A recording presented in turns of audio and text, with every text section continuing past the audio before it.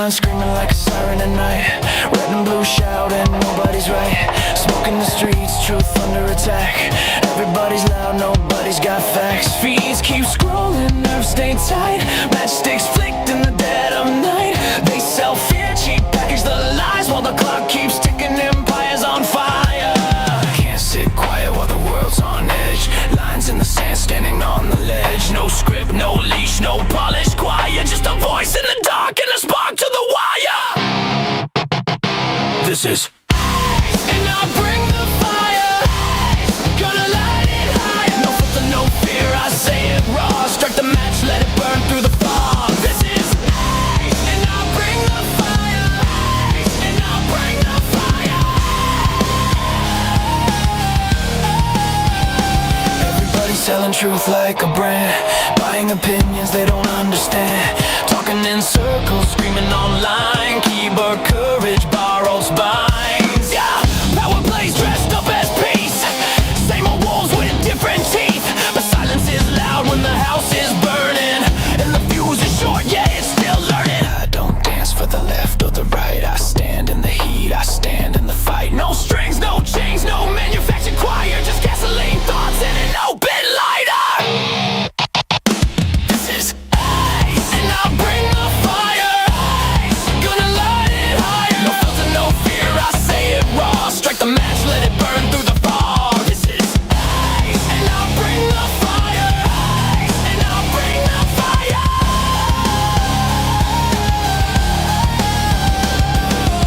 The world's on tilt, pressure climbing. Truth don't whisper, it's perfect timing. You can't cancel the smoke, you can't stop flame. Say my name when it hits, say my name. Why? Say my name. Say my fire don't ask permission. Fire don't need a side. Fire just shows up honest and exposes the lie.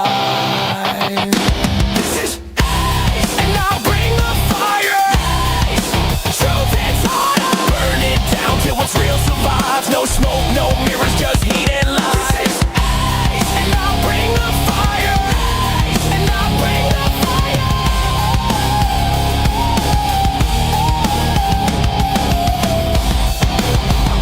American fire.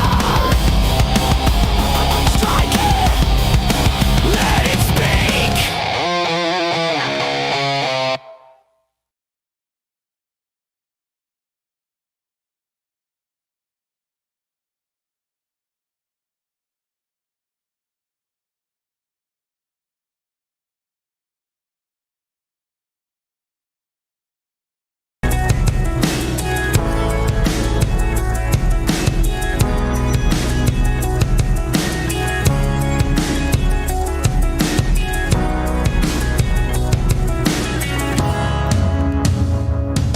All right, what's going on, guys? Sorry, a few minutes late today, having some tech difficulties. All of a sudden, out of nowhere, OBS just decided not to recognize my microphone. That was awesome. Thank you for that, OBS. I guess that's what you get because OBS is free. Oh, well, we're going to make it work. What's going on? Hope you guys had a great day. What an interesting few hours we've had. Iran takes out an American Apache helicopter. We have struck back. It looks like this might be the beginning of escalation, or will be the end of Iran's leverage into something else. We will cover that today. We also have primary updates. The America First grifter crowd big mad after South Carolina just absolutely demolished their people. So turns out they don't have much influence, do they?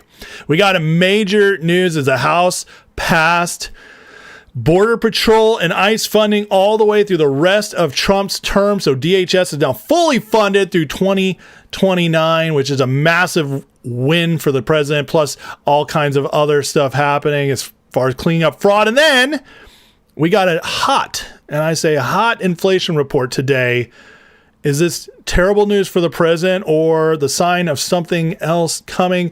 Also going to get into it, as well as a breakdown of what the economy looked like before the Fed, before our modern system. And because I've gotten a lot of people be like, listen, if the economy's going to boom, that means more inflation. No, it does not. And I'm going to prove it to you guys today, how prices can get cheaper while the economy also booms. We're going to go through it. All right. So hit that like, hit that subscribe. We are going to get into it. Thank you guys for your attention to this matter and for being very patient viewers of the show. You are the best community on YouTube. Welcome. Welcome, and thank you guys for your continual support. All right, let's get into it. Let's call out some peeps in here. We got Pixel Snap holding it down on Rumble. So far, the only person in the chat over there. What's up, Pixel? Over here on YouTube, where most of the viewers are. We got Funny Guy, numero uno, Taya Die. Mark Maddox, Kev the Tech, Gen X MAGA, Bedhead, Pat M, Bobby Girl, Jesus Saves, Linda Goya, Dog, Just Jess, Christina Smokehouse, Dabbot Todd. Dabbot Todd always cracks me up. John RM, Jesus Saves, Violence and Poetry, what's up? Greg Fogg. Hey, Greg. Gray Fog, my bad. Sometimes I read these too fast. Francis Riley, K. Shuey. We got some new peeps early in here. I love it. William Magdalene, Brian Jones, Rafe, Carnivore King, D. Palm, Rum Dog, Donna, Threads of Hera, Golden Code, The One, What a Do, my friend, Katie Cat, and so many others. Sorry I can't get to you all, or else we'd be here all day. But try to get out as many call outs as we can get in. All right, you guys know the rules. Please light up the chat with all your questions, comments. It's all very appreciated. I love to hear from you. Tag me if you're trying to get my attention, and if it's really important and you also want to support the channel, you can send a super chat. Those are always guaranteed to be read, as I'm allowed to sort through those, and I'm not allowed to sort through the tags. It is what it is. Come on, YouTube, you can do better. But a couple things before we get started here. Got some feedback yesterday on my final. At the end of yesterday, I did a little talk on aliens and religion because of some Steven Spielberg comments about his new movie coming out. And, it got a little heated. A couple people not happy with me. I was too mean. I was too mean to these people who disagree with me. No, listen, from my perspective, all right, you got to understand, I do this a lot. And I can notice trolls or people who just don't want to actually have a discussion. And those are the people I'm hard at. And I want you guys to understand, like, yeah, I'm imperfect. Sometimes I might go too far. But here's the deal. I always tell you and always let everybody know, disagreements are welcome with honor and respect. So when somebody comes into my chat and is just berating everybody, just lecturing everybody, that's not the spirit of discussion, is it? And being that this is my channel, my house, we moderate the chat, we keep the trolls out. But when I'm faced with people who disagree with me, but they're not asking questions, they're not engaging in the debate, and all they want to do is lecture and tell me how I'm wrong, I'm always going to come back strong. I'm just letting you guys know right now. So if you're not okay with that, I'm sorry. I don't know what to tell you. But basically what I'm saying is I'm going to treat you the same way you're treating me. Because I'm not trying to make friends here. That's not my job. I'm here to share my opinion, see how I'm breaking things down. And yes, I've built a community. It's an amazing community, by the way. And it's even better on Discord, where it goes 24/7 and you get to really know each other.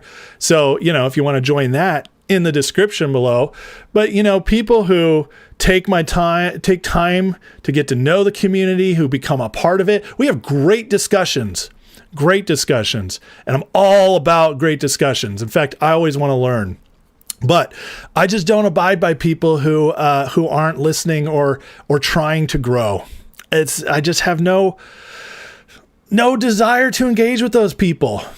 I've been in public, some facet of the public for 20 years, as I've been able to speak in churches and have public speaking events, do stuff like this. And yes, my platform is growing, and everybody who knows me on a personal level knows I will be one of the most loyal friends, people you'll ever meet.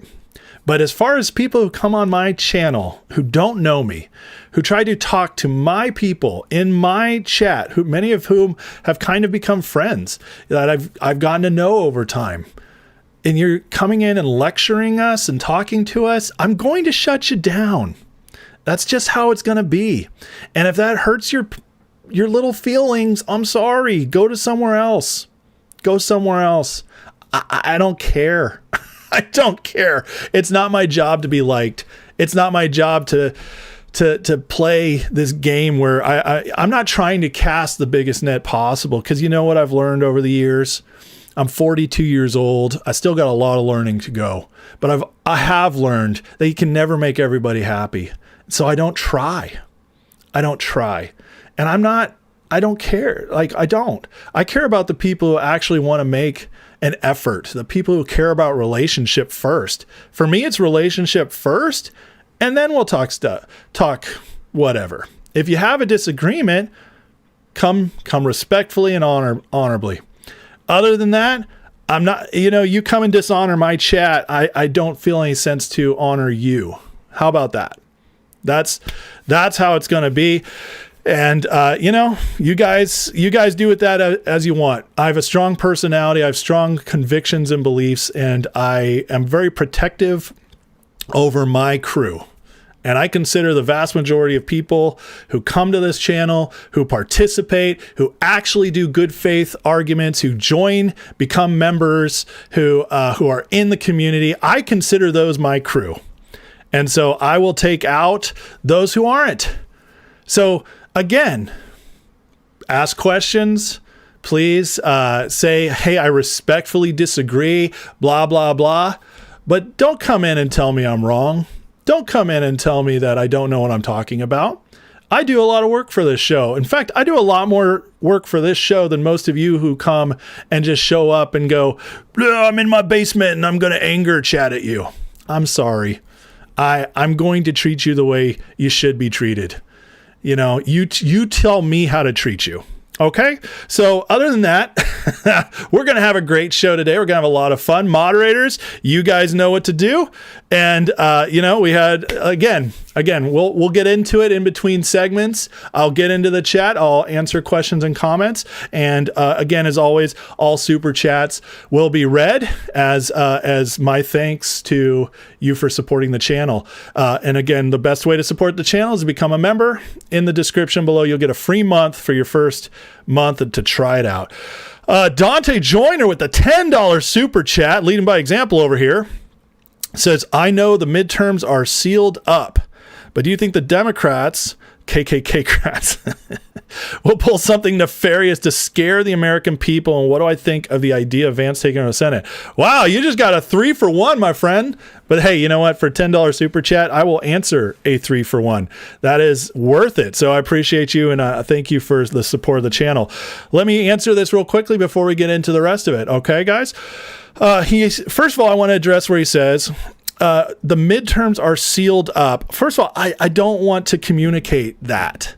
I'm very confident about the midterms, very confident. I don't want to come across as they're sealed up. We have to show up. We have to vote. We do our job, and then it'll work out. I really believe that. So everybody vote. Tell your friends to vote, your family. Pay some hobos if you're in California. Do whatever you got to do to win. Okay? If the Democrats do it, I consider it fair game. So, do what you got to do. Let's do the job and we'll win. 100%. I have no doubt about that. But it's sealed up. I don't quite agree with that, but I do think it'll be safe if we show up. Do I think the Democrats will pull something nefarious? I think they'd like to, and I think they may even try. Excuse me. Woo! Don't know where that came from. A little sneezy. I must be lying. But the Democrats, as far as that's concerned, I think the Trump administration has a lot more control, a lot more insight, and is watching a lot more than they'd let on. Because of the past, we've been led to believe and taught that they can do whatever they want. It's just not true anymore. So will they try something? Absolutely. Will it work? I doubt it. And next, what do I think of the idea of Vance taking over the Senate? I love the idea. And obviously the theory is wonderful. In practice, they're not pursuing that right now. And I have a feeling there's a reason for it that we just don't understand, because it makes a lot of sense, doesn't it? But the fact they're holding off tells me they're either waiting for the opportunity to be better, the timing to be better, or it's not as good a reason, or it's not as good an opportunity as we believe it would be from the outside looking in. Okay? I answer everything. I think I did. Excuse me. All right, let's get into it, shall we? Because, we got a lot to get to today. So let's start with yesterday. All right. Yesterday, Iran struck an Apache helicopter. Now, this is a crazy story. And if it's true, as these details communicate, then it's honestly kind of a miraculous story. So accordingly, yesterday, 2 U.S. Apache helicopter pilots were flying low in the Strait of Hormuz. An Iranian drone shot up into the helicopter and lodged between the pilots. That's a miracle in and of itself, that it didn't just shoot up into one of the pilots. Right between them, and it didn't explode. The 2 pilots took the helicopter in the sea and were rescued by an unmanned sea drone. This is the first ever rescue by an unmanned sea drone in U.S. military history. And then the U.S. responded. So first of all, they survived by a miracle, and we just pulled off like another super cool tech thing that the military continues to prove. We have way more military capabilities than any other country with the most amazing stuff. So then CENTCOM reports the self-defense strikes started launching against Iran yesterday at 5 p.m. Eastern from Trump in response. The mission is a proportional response to unjustified Iranian aggression. Now, there's a lot going on here. All right, so proportional, you could say it's proportional. It's kind of a buzzword that we'll get into in a minute. I don't think it quite means what they wanted to communicate, but we'll talk about that. But let's talk about first what the strikes were. Here's a clip from Fox News reporting on the strikes. Sean, CENTCOM has just announced that the airstrikes targeting Iran have ended for now. 20 targets in total were struck. The strikes began at 5 p.m. Eastern. The initial targets included air defense systems and radars. Explosions have been reported at least 6 sites on Qeshm Island, over Bushehr, Hamadan, and in Iran's port city of Sirak, near the mouth of the Strait of Hormuz, and also Bandar Abbas, one of the main oil terminal port cities. CENTCOM called the strikes defensive and proportional. Iran's deputy foreign minister claimed that Iran had not fired any drones in the past 24 hours, but a senior U.S. official tells Fox it was an Iranian Shahed drone that shot down the U.S. Apache helicopter that had 2 Americans on board near the Strait of Hormuz yesterday. U.S. officials are not certain the Iranians meant to target the American helicopter, but say it doesn't matter because they saw Iran launch multiple drones at that time over the strait, targeting vessels in the international corridor. The 2 U.S. airmen were rescued by a Corsair, a 24-foot autonomous surface vessel with a 1,000 nautical mile range and a 1,000-pound payload capacity, built by Saronic Technologies. This is the first time the U.S. military or any military has used a sea drone to find and rescue stranded airmen. How amazing is that? Can travel 1,000 nautical miles and pull up 1,000 pounds, all AI. That's incredible stuff. Now, what'd she say? We attacked their Qeshm Island. We took out a bunch of their defenses. Now, in the Trump administration, this is very interesting, by the way. The Iranians have not claimed this attack. Isn't that interesting? This is getting to the point where a lot of people are saying Gulf of Tonkin incident. The U.S. staged this so we could go back to war. I'm not so sure about that. I have a feeling, though, the Iranians, maybe they didn't notice it was an American at first and they're like, oh, crap. Or maybe sometimes the quiet is more dangerous. They're not puffing out their chests. And anyway, regardless, it doesn't matter. We used it as an opportunity, and just like the Trump administration says, it doesn't matter if it was purposeful or not. We used it as an opportunity to take out all the defensive capabilities they've been building up during the ceasefire.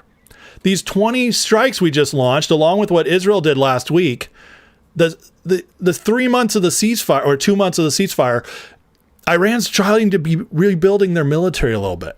And we just wiped all that out.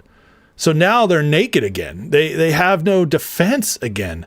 As Trump put out, Iran's military is a complete and total mess. Much of it, like their Navy and Air Force, doesn't even exist anymore. They've been completely defeated. Iran is all talk and no action.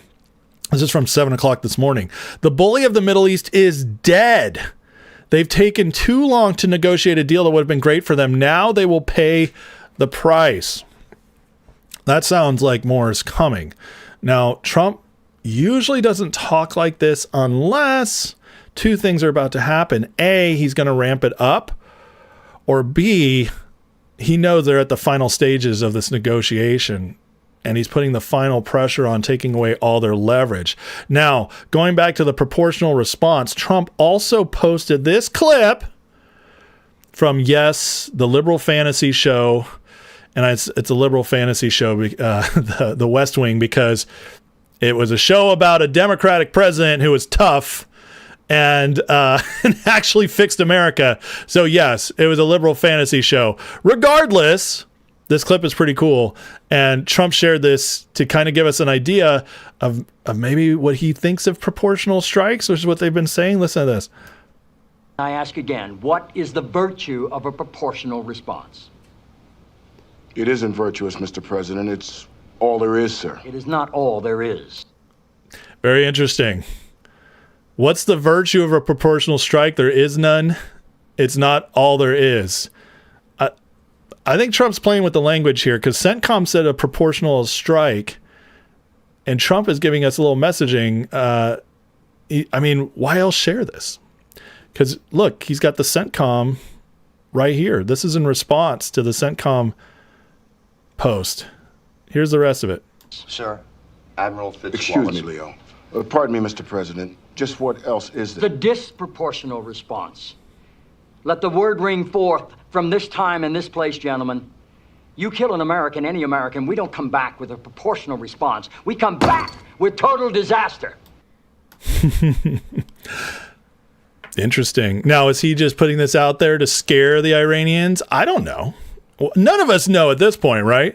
This is new territory for us. As much as I know Trump and as much as I've followed Trump over the years, the one thing I haven't gone through with Trump is an actual war scenario, which is what we've been in for the last 3 months, which is why it's so hard to get a read on everything. This is new territory. But I got to tell you, he did launch last night, and it was a big deal. I mean, many are saying it was the biggest attack since the ceasefire started.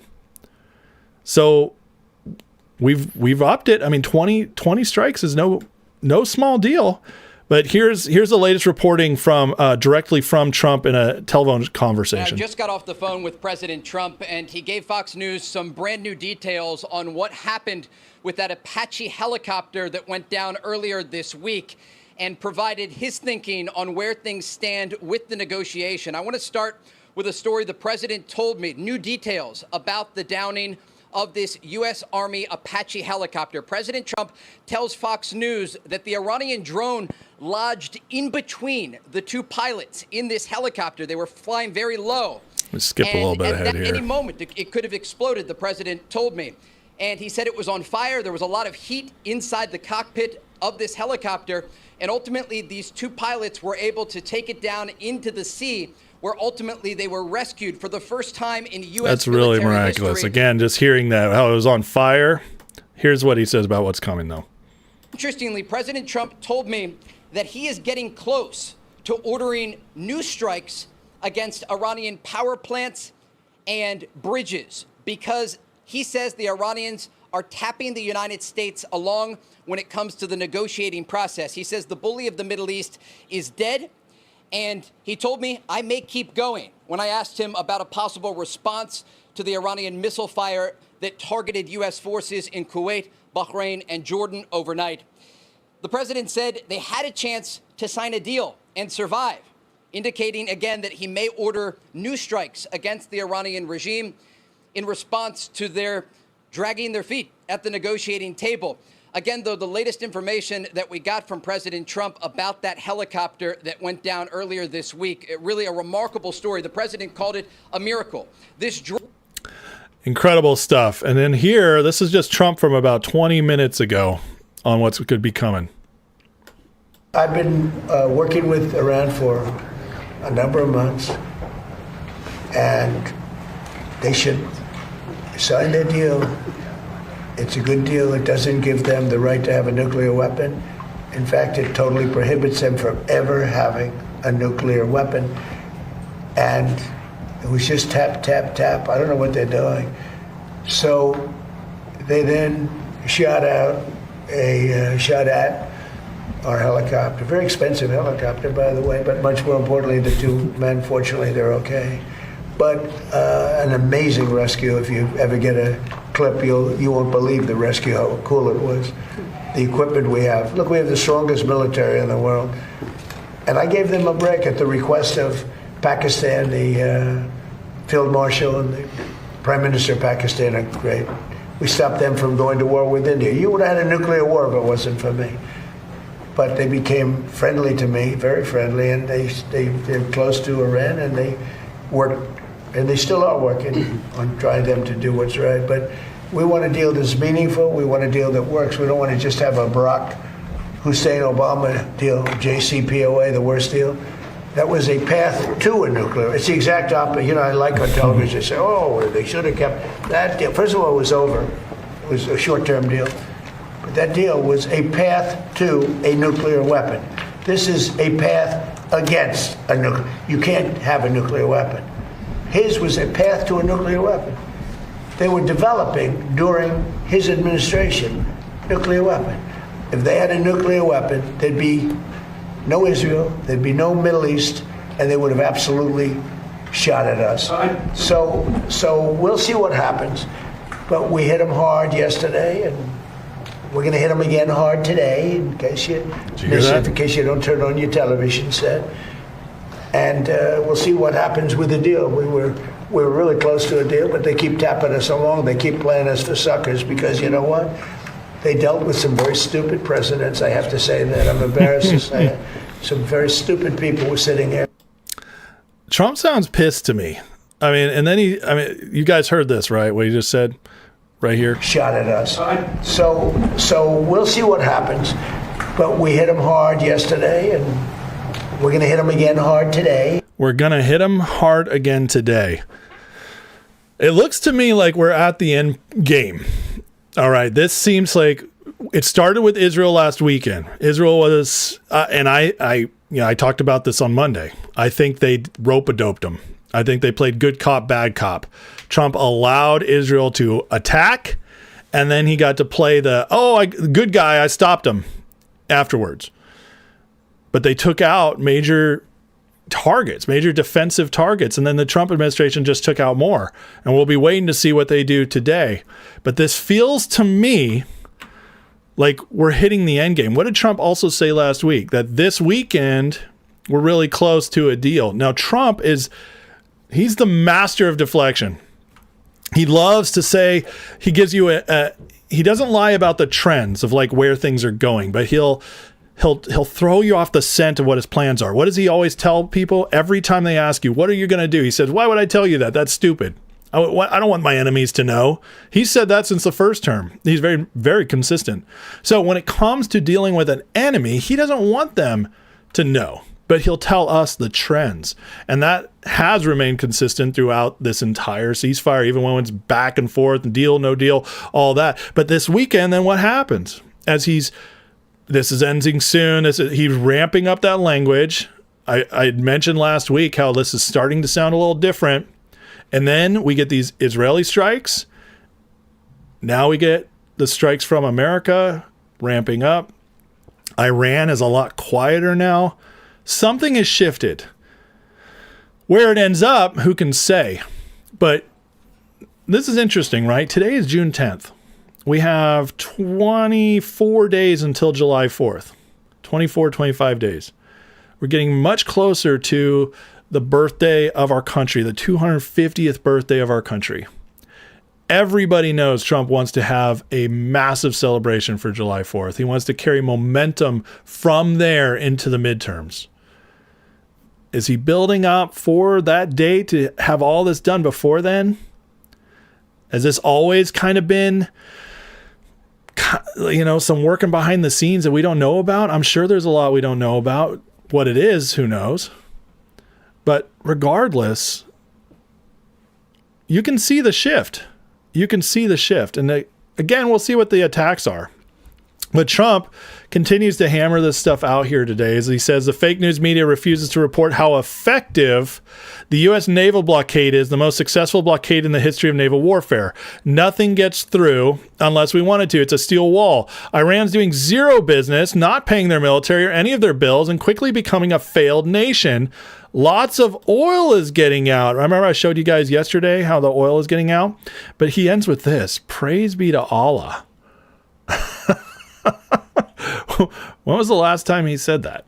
It was right when we were carrying out a bunch of strikes. Remember the whole freak out over the end their civilization? Praise be to Allah. That was when the first, right before the ceasefire began. So he's doing it again. This is incendiary language to them. Now, it's also come out, speaking of the oil coming out, that we're learning that we've actually been getting some of Iran's oil. Not a lot, but we've been slowly siphoning some of that out from all these ships.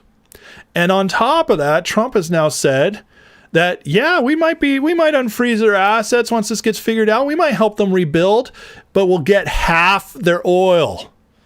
Half. Trump is ready to do to Iran what he did with Venezuela. So I got all this is coming out in the last 2 days. So to me, it looks like we're about to shift. And if we shift, it's going to get very, very interesting.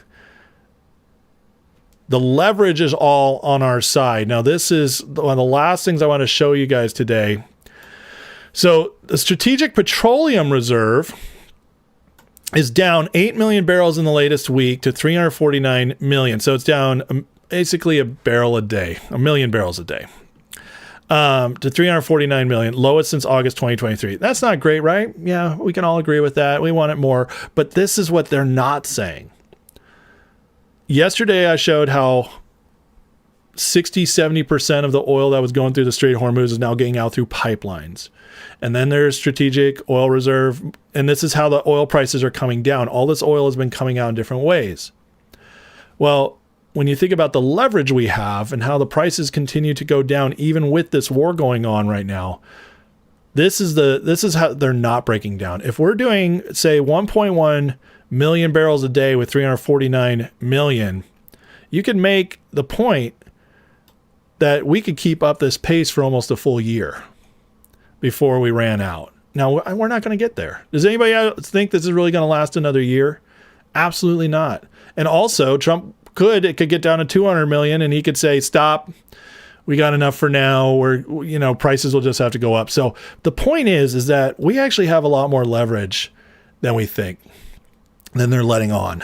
This can last much longer. And with these strikes going on, Trump starting to ramp it up, it tells me that we are really close to having it over. So don't listen to the mainstream media. Iran's not winning. They don't have us over a barrel. We're clearly winning this. Iran's silence right now is telling. There's several reports that the protests are rising up on there. So we'll follow this closely. I'll be with you guys, especially if something major happens. We'll, if there's a major outbreak again, I'll probably do a second live or something like that. But for now, I'm getting excited. I actually think this is about to end. But we'll see. All right. Please hit that like and subscribe. Appreciate you guys. We got so much more coming up here, but let me get into the chat for a little bit first. Want to make sure I didn't miss anything. Dante Joyner with another $5 in the super chat says, thank you for providing your insight. Always on point since watching America First Patriot. Brother, thank you so much.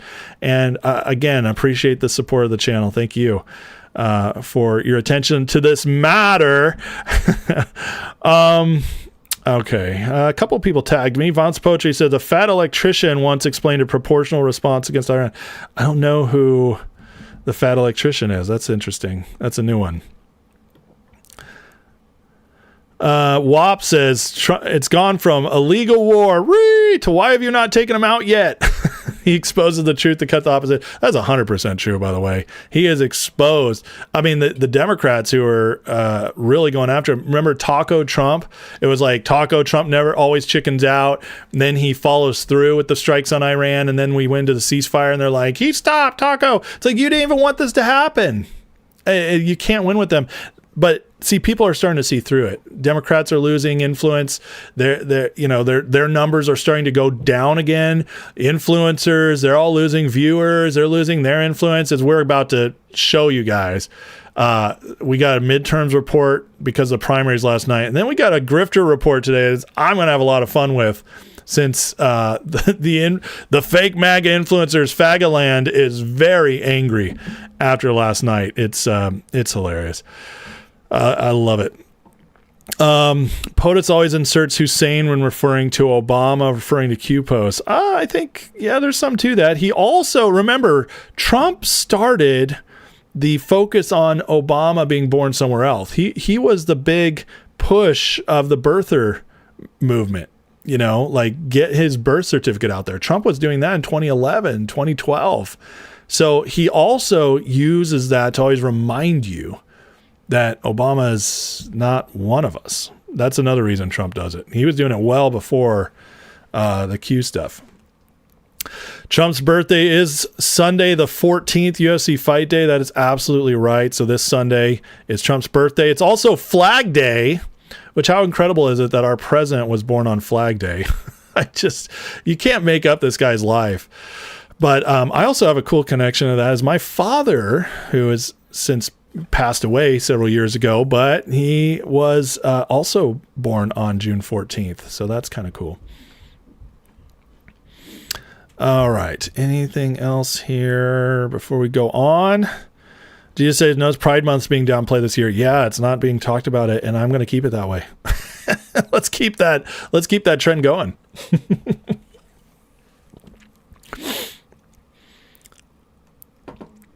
Molly Cruel says, media is saying Iranians are gloomy, that regime change not happening. Supposedly they're not happy with Trump. That's what the media is saying. Who trusts the actual media? The Iranians, they're not saying the Iranian reports that come out from the actual country. None of them are saying like the Iranians love Trump or anything like that. But they are saying they're done with their government. They're done with this. They're fed up. This sucks. And, so we got to hope those reports are true. But as far as anything in the media reports, I don't trust it. They're just going to make Trump look as bad as they can, no matter what. Let's see here. I wonder if they're still going to have the UFC fights. I bet they will. I bet they will.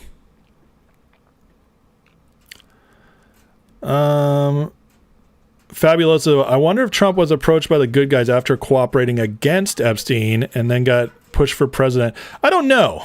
There is that theory that he was approached by some military people who were like ready to overthrow the government. If this is a theory that if President Obama and Hillary, they'd continued and it gotten worse, that there were some military personnel who were ready to coup the government in order to save America.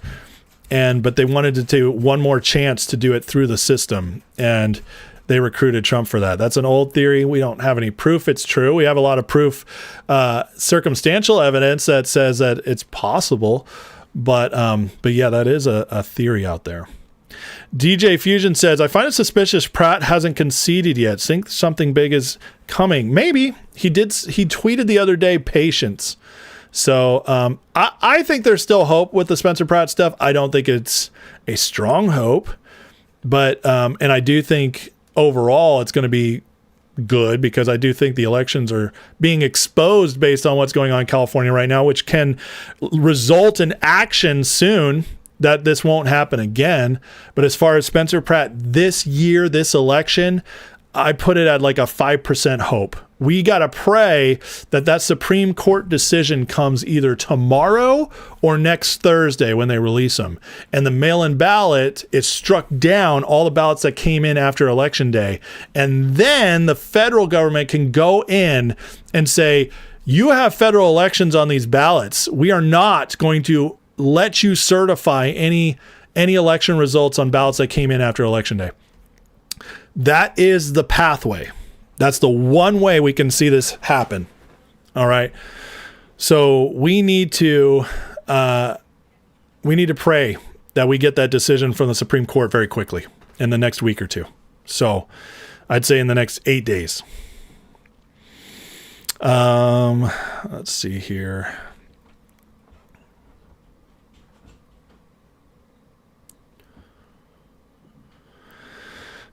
Yeah, as far as the theory about Trump, like I said, I don't know, but it doesn't matter to me, because one way or the other, he's working on the same side. So it doesn't matter if he was groomed. It doesn't matter if he was prepared for this. That none of that matters to me. Someday, if we find out, it's just like a cool little, factoid. But what matters is that we're winning, and that he's clearly working on the side of the people, getting us to where we want to go. All right, which I'm going to really show you guys with my economic breakdown. I'm going to show you guys later. But, all right, let's get to, yeah, I don't know about the JFK Jr. stuff. I think that's a little too far. But, who knows? Who knows? Peter is my name, tagged me on something real quick. He says, Bannon and Steve Miller found Trump picked DJT to bury America first candidate a year or two before 2016. I don't know if it's BS. Anything with Bannon, I don't trust. I'll just say that. That's all I can. That's what I'll have to leave it at. Okay. I just, anything with Bannon, I don't trust. So, especially after the Epstein files, that Bannon has to absolutely do something massive to regain any trust I once had in him. I would have to see something major, because I don't. I just the Epstein stuff was way too damning. The fact, like, how he was fired and Trump seemed to really hate him in the first term. I need a lot from Steve Bannon to ever trust him again. So do I think Bannon was a part of it? I don't think so. I really don't. I think Bannon's in it for Bannon. I really do. That's where I'm at now. All right. We need to talk about last night. Last night in the primaries, we had a big one. South Carolina. Why was it big? It's going to be red no matter what, right? It's not that big a deal. Who cares? Well, it is a big deal, because we watched a couple people who've been really pushed again by this whole America First crowd. Marjorie Taylor Greene, Tucker Carlson, Megyn Kelly, Candace Owens, Alex Jones, the whole grifter group, the whole Fagaland Podcastistan. I love how they have so many nicknames now. They really went in on these races, and they really got their butts kicked. Nancy Mace last night got 50,000 votes, basically 11%. She got absolutely destroyed, came in 5th place. And now she's already blaming it on wanting to release the Epstein files. But the funny part is that she went to endorse Alan Wilson afterwards, who she really has gone after. This woman is such a fraud. Nancy Mace is a total fraud. Here's Nancy Mace calling him a pedophile, runs in a pedo van and pedophile protector. So Nancy Mace asking if Alan Wilson rode in a pedo van this morning to deliver food. Yes or no? Alan Wilson protects pedophiles. He's turned South Carolina into a pedophile paradise. He's a pedo protector. Nancy Mace, I've never felt more conviction than I do right now. Anyone but Alan. We just got FOIA backed. We need an attorney general who doesn't prosecute, he doesn't prosecute pedos. Over and over and over again. Here's at least 6 posts they all put together on here. And she runs to endorse him immediately. Guys, none of these people are real. These people are total frauds. Her, Thomas Massey, Marjorie Taylor Greene, and Trump is weeding them out. Now, this is a good one because Mace was MAGA adjacent. She had tried to get in on our crowd. She was totally grifting the MAGA movement. But thank God she's gone now. And now all these people who we've had, the primaries continue to be a major purge. Also won last night? Lindsey Graham, which, hey, Lindsey, we don't love you. We don't at all. But what Lindsey Graham does is he knows how to play the game. He knows who the boss is. And he'll vote for Trump alongside Trump with everything. Maybe Trump's just got all this dirt on Lindsey and is like, look, man, I'll use it. And so Lindsey plays the game. And so we can trust him. Their candidate, Mark Lynch, who they all got behind, he lost by 30 points. I thought Alex Jones told us he was going to win. No, I don't know. Oh, man, I can't believe he lost by so much. It must be AIPAC. It's the Jews, man. They're taking it all over again. But regardless, South Carolina, another massive primary win for the president and clearing out these frauds. And it's a massive win as well because it shows MAGA is not divided. Now, as MAGA continues, as the Republican Party continues to get purged and become more MAGA, the Democrats, they elected Plattner last night, 73% in Maine, which is telling because he didn't have an opponent. Janet Mills was still on the ballot. However, she had suspended her campaign 2 months ago. This woman wasn't even campaigning and still got 20% of the vote. They're starting to turn on him. And yet he's now their candidate for Maine. And the Democrats are, they're kind of telling us exactly who they are. Now, Greg Gutfeld is thrilled about it as he talks right here from last night. Plattner is a hero. And I'll tell you why. He's done a tremendous service. He's slayed 2 big movements. The You're a Nazi movement. By being a Nazi and being accepted by the left, you can't call anybody a Nazi anymore. What about the Me Too movement? Well, by not believing all women, that goes out the window because he got the most strident adherents of those causes to accept him, revealing that whole scene was theatrics. And he's the most toxic male since Jeffrey Dahmer took up cooking. I love Greg Gutfeld. He's unbelievable. The most toxic male since Jeffrey Dahmer took up cooking. That's a wonderful line. There's a lot of truth to it, though. I got to tell you, Plattner is trouble. And now everybody on the Republican side is thrilled to death. This guy is going to be their candidate. Now, he has 2 weeks to drop out. 2 weeks to drop out so the Democrats can replace him. It's not going to happen. Not at this point. This guy is dug in. He's got everybody like Ro Khanna, who used to believe all women, is now running off to support Plattner. He campaigned with them. He's interviewing them, and they're all playing this. Well, yeah, sure you had bad past, but you were PTSD. You couldn't help it. You couldn't help it. Well, we're gonna find out. But I've known a lot of guys with PTSD, and none of them were wife beaters or girlfriend beaters. None of them said they'd rape somebody just to prove they were dominant. Yeah, that's not happening. Oh yeah, none of them had Nazi tattoos, even though they were all Republicans. Oh, that's funny how that works, right? Yeah, but this guy has all that and more.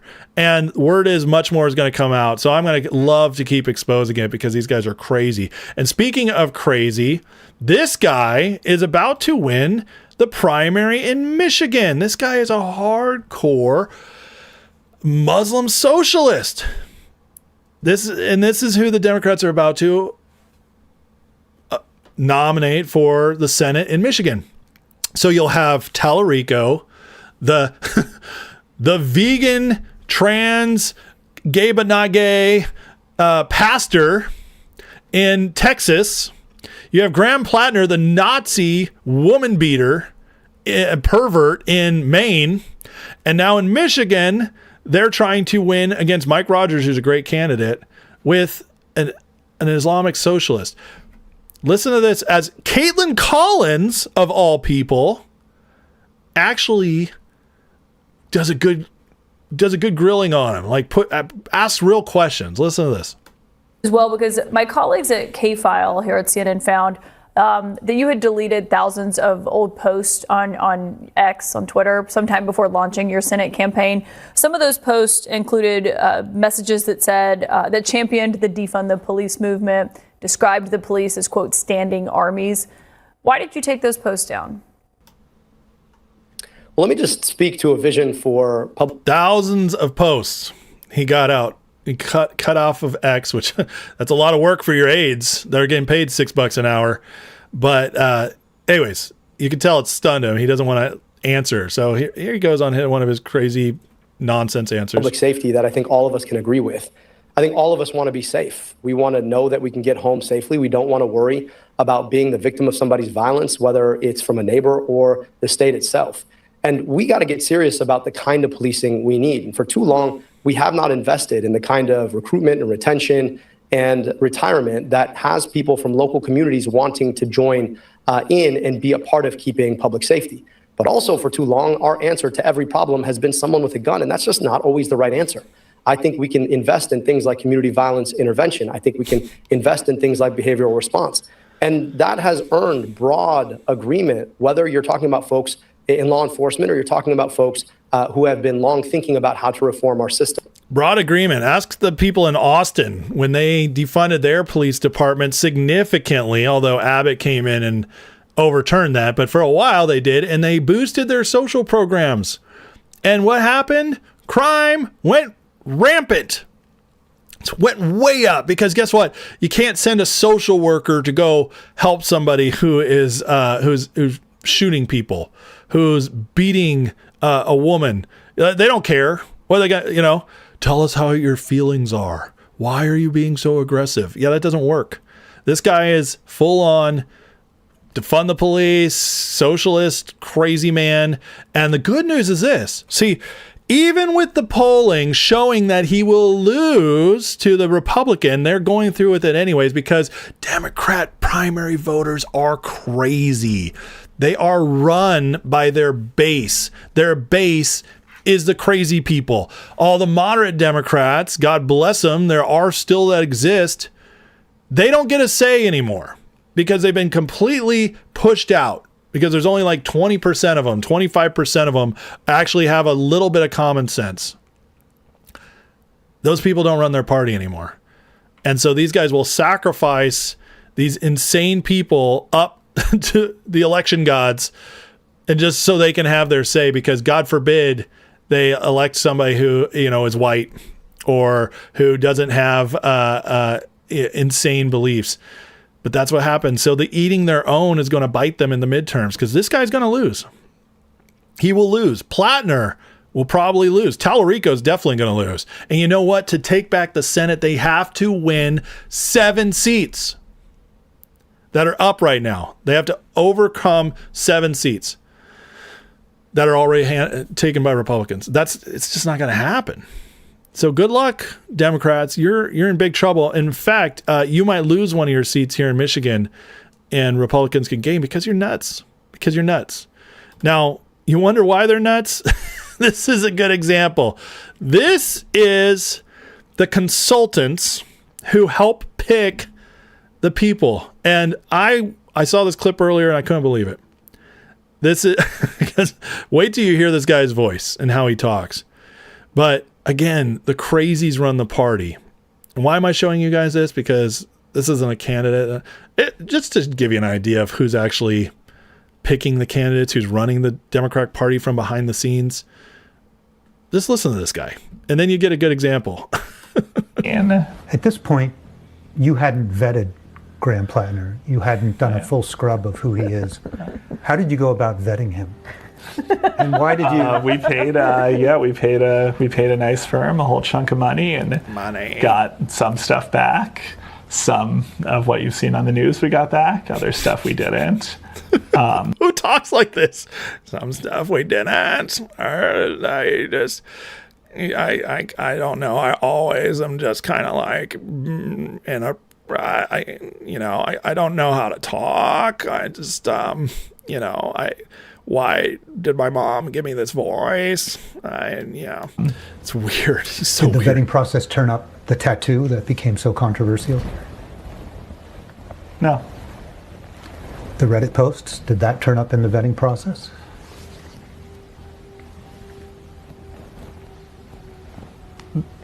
The firm sent us a thing, and it had some of the posts, but it. These people don't even vet their candidates. You see how stupid these people are? They just go and they're like, "Oh, you said socialist stuff. Cool. This is cool. Yeah, you sound great. We'd love to have you on board." And then they get him running, and they're like, "Oh, he's a Nazi." This is who's running the Democratic Party behind the scenes. It's not a bunch of smart people. They can be clever sometimes, but when you're told what to do by your controllers, or you're purposely set up to just be easily controlled because you can't critically think, this is what you end up with. Didn't have all of them. And what did you think about that? How did you think your way through the fact that he had posted these things on social media? I said none of this will or should stop him from becoming a U.S. Senator. And what was your Clearly the thinking voters there? agree. I think if what the voters wanted were people who were grown in vats and had never done or said anything that they might regret their entire lives, we'd have a very different country. Could you imagine listening to this guy all day? I imagine 10 people who sound just like him and sit around in a circle talking about politics, just being like, he said he doesn't like the police, and so I just, I don't know, he talks like a mainlander, and what do you think? And it's like, I agree with you. Like, where do you find these people? This is insane. But this is the Democratic Party. This is the people that there are very, very confident are going to win the midterms. Guys, this is not who wins elections. It's all rigged. It's the only reason it's even close. And I truly believe that once all this is exposed, and once it keeps cracking down, we get that Save America Act in, we get this mail-in ballot decision from the Supreme Court, we are going to find out that the American people are not for this. I know Democrats. I grew up with them. I'm from California. Grew up with a lot of Democrats. None of them are like this. But this is who runs. Like, they see this, they would have been like, oh God. But it's just getting worse and worse and worse. And we're seeing it. And that's the good news. The seeing it is the exposure. It gets to the people, and then you just lose. You lose your drive to go vote. Even if you don't want to vote for Trump, you're just not going to show up for these people. What do you guys think? Should I go on to the next thing? Should I just stay here a while? I don't know. None of this should stop me from doing my show.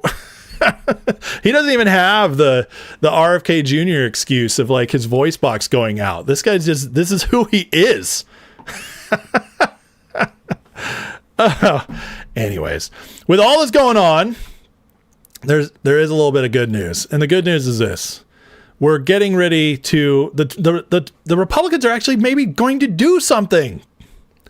We're getting ready to get rid of the Senate parliamentarian. Now, this will be a big deal moving forward because the parliamentarian controls decisions about what can be in certain bills. They just passed the funding for ICE, CBP, DHS, all the way through Trump's entire term, right? 51 votes. reconciliation package. They can't filibuster that. This is the woman who gets to decide what's in or out of that. This woman was appointed by Harry Reid 14 years ago in 2012. Total liberal Democrat. And John Thune kept her. Mitch McConnell kept her when he was leader. This woman controls a lot of what's voted on because she gets to look and decide what is technically in the rules for bills.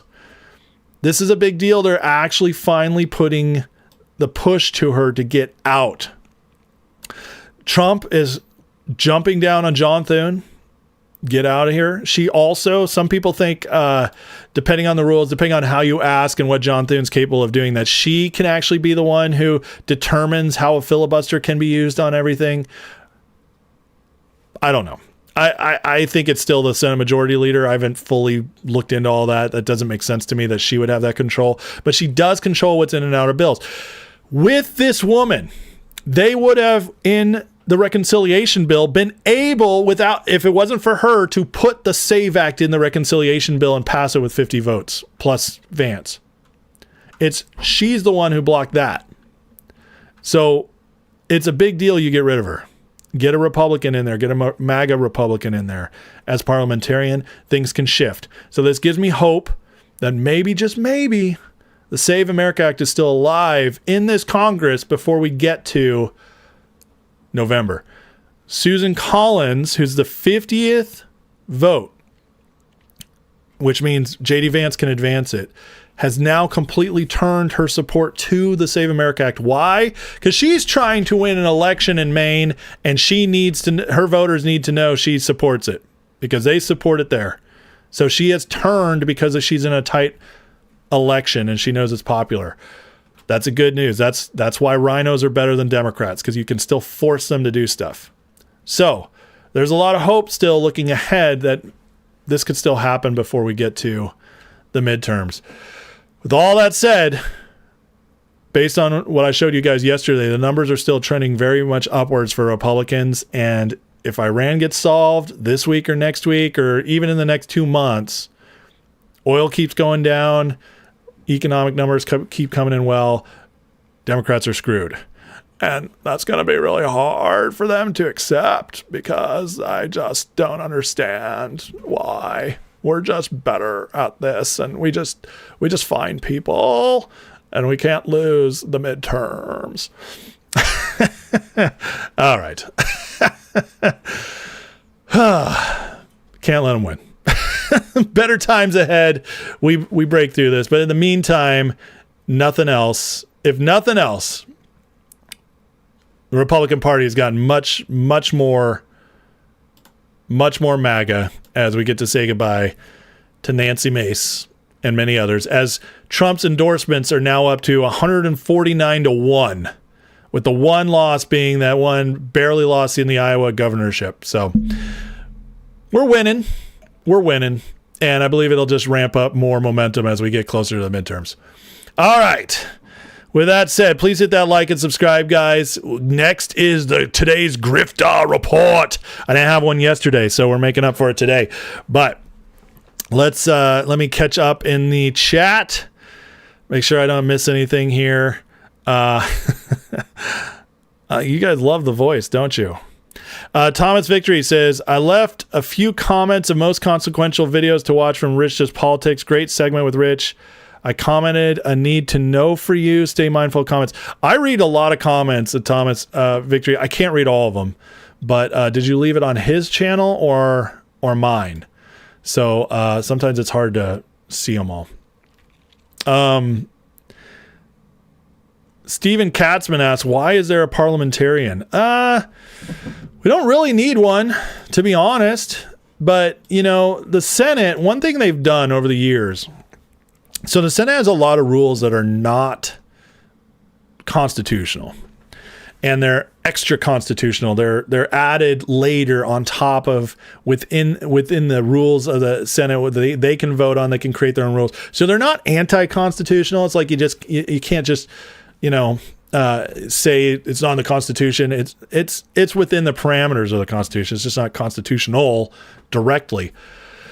Why would they add it? Because it gives them an excuse, just like the filibuster, to not do stuff. That's why. They don't want to get much done. They want to stay in power as long as possible. They always want to have the ability to blame the other side so they can keep getting elected. If you elect me, then this time we'll finally do it. And, and once in a while they throw us a bone so that we actually feel like something got done and they can campaign on voting on something. But the vast majority of the time, the Senate does not want to get anything done that's good for the people.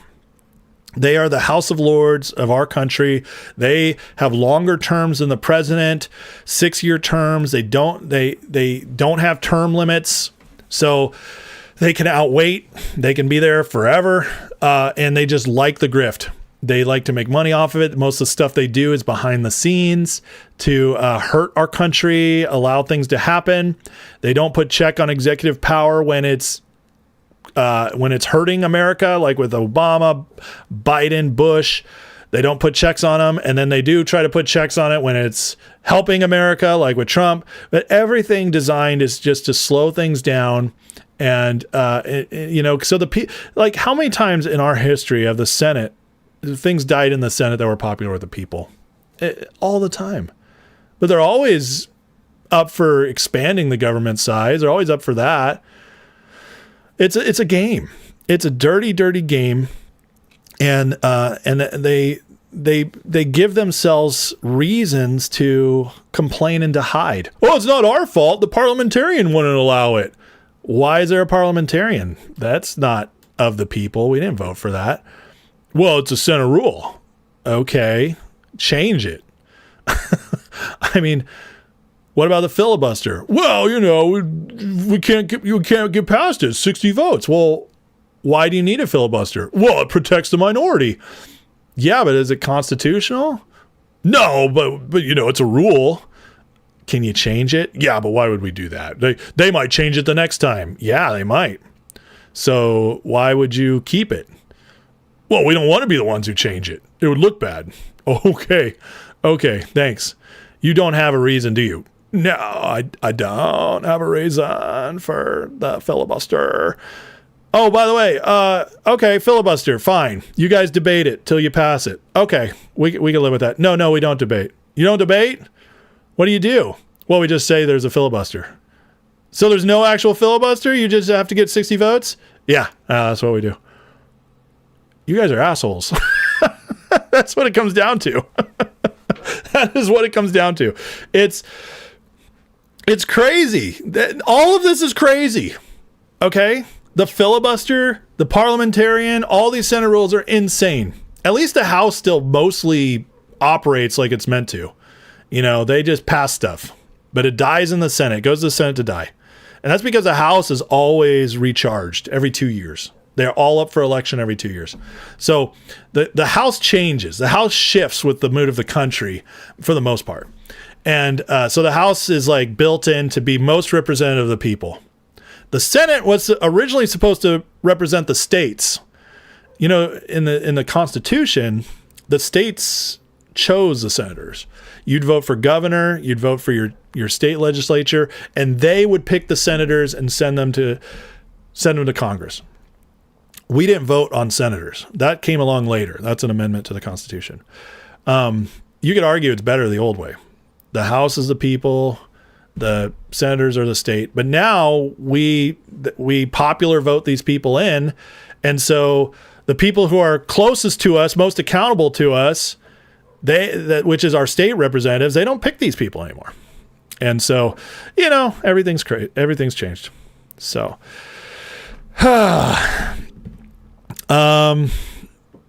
Peter's my first name says, when Rich does politics, does the interrupting thing with a sarcastic joke, he bolsters both messages, kind of like 2-channel stereo. Oh, I don't know. I'm sorry. I guess, I like Rich a lot. In fact, I'm going to be recording with him again tomorrow. And Rich from Rich Does Politics is joining me tomorrow live at noon. So that'll be fun. You guys are going to get to see me and Rich live tomorrow at noon on my show. So that's going to be a lot of fun. But yeah, I think for the most part, Rich agrees with a lot of what his people are saying, and he's trying to get us to answer questions, as if he's like a hard pressing journalist. But he also knows he's not a hard pressing journalist, so he's being funny. That's why he does what he does. It's actually very effective. I think so, anyways. Okay, anything else here?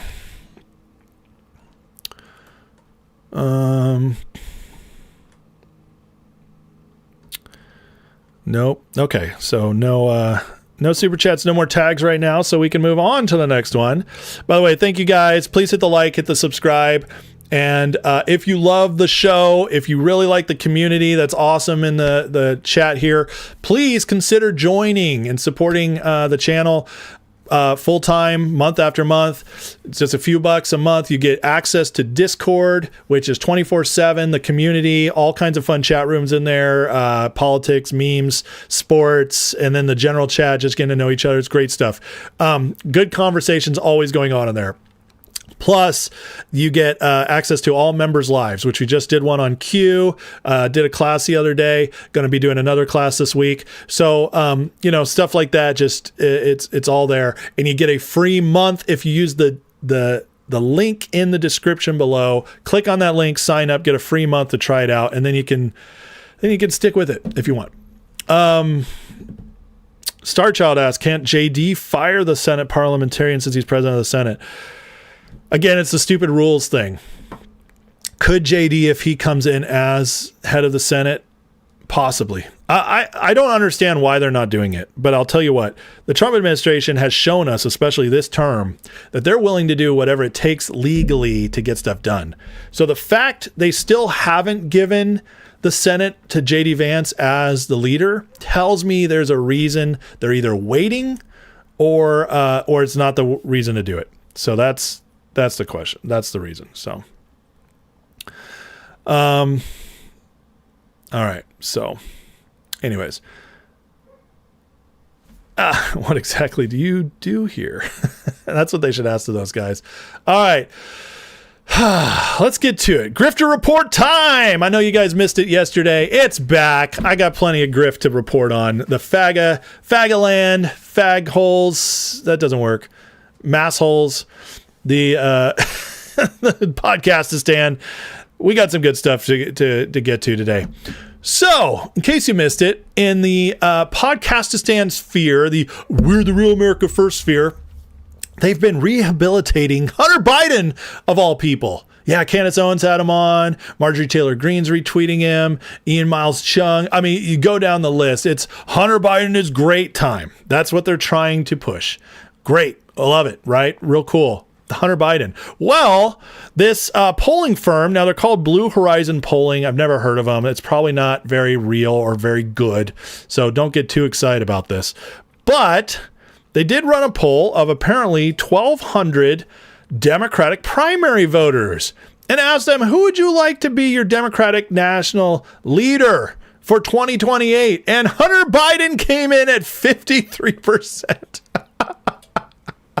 Now, these people are either retarded, they are lying, this is a fake poll.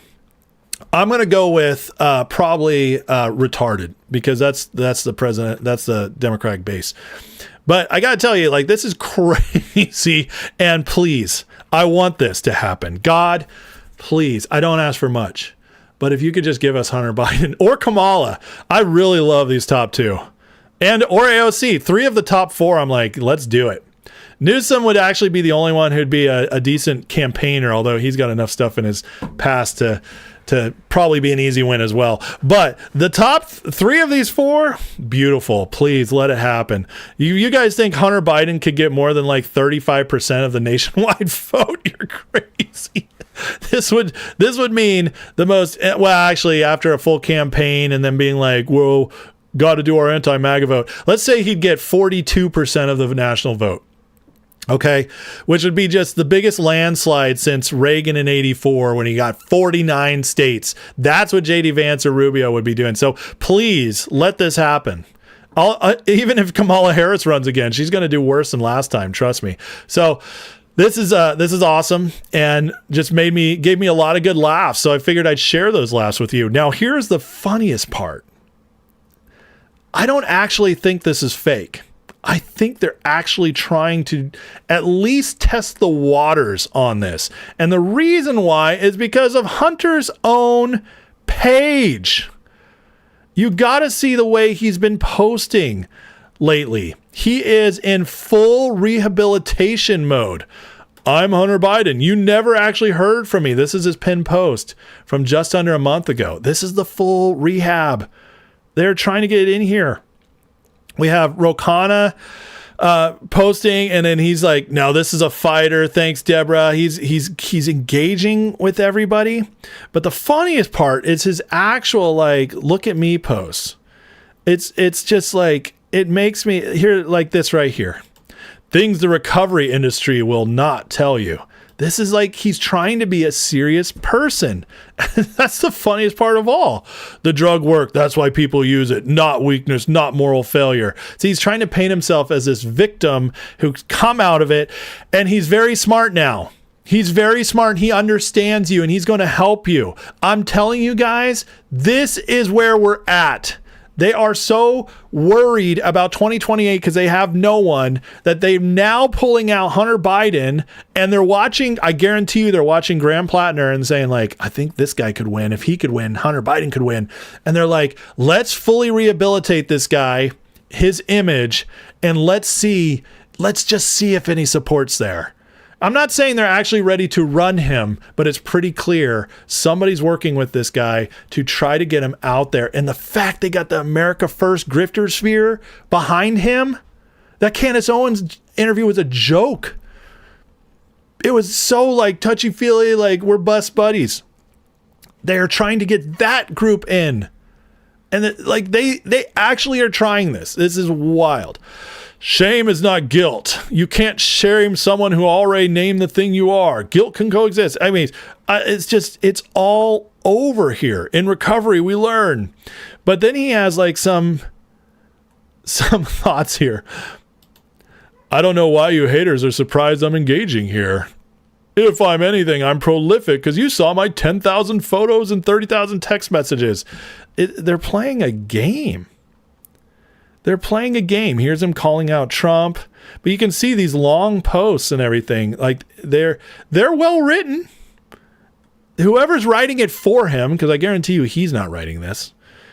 It's, they're doing this to make us think he's a real person. I mean, I've taken a lot of hits. I deserve some of them. I beat myself up, but this isn't about me. Now, and then here's his like testing the waters presidential post. Things most Americans agree on. Groceries cost too much. Tariffs suck and make no sense. Congress and presidents doesn't trade. This is him playing the game. Look at this long post.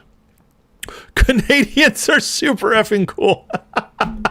Do all Americans agree on that, Hunter? I don't know about that one. But anyways, you can see it. It's wild. And that's why this poll that they had is not fake. They're actually testing it. Now, I doubt he's actually at 53%, but who knows how they actually did this. But this is legitimate. They are trying to get him out there. So I think that's absolutely hilarious. And we'll have to watch and see how this story plays out. But I got to tell you, it's not going to end well. It's not going to end well for them. Either he's going to crash and burn well before 2028, or they're actually going to try and run him, which would be the funniest thing of all. And he's going to crash and burn then. But we'll see. We'll see where it goes. But in the meantime, in the rest of Fagaland, Alex Jones today, he had something to tell us. It's official. Trump told Netanyahu he plans to end Iran war soon. Israel will be on its own. Mark Levin responded with total hysteria. Meanwhile, Europe, UK continue to burn at the hands of biggest Islamic uprising in modern history. This is so funny. And let me tell you why. It's official. Trump told Netanyahu he plans to end Iran war soon and Israel will be on its own. This is the same guy, the same group of people who have been telling us for months that Trump is controlled by Israel.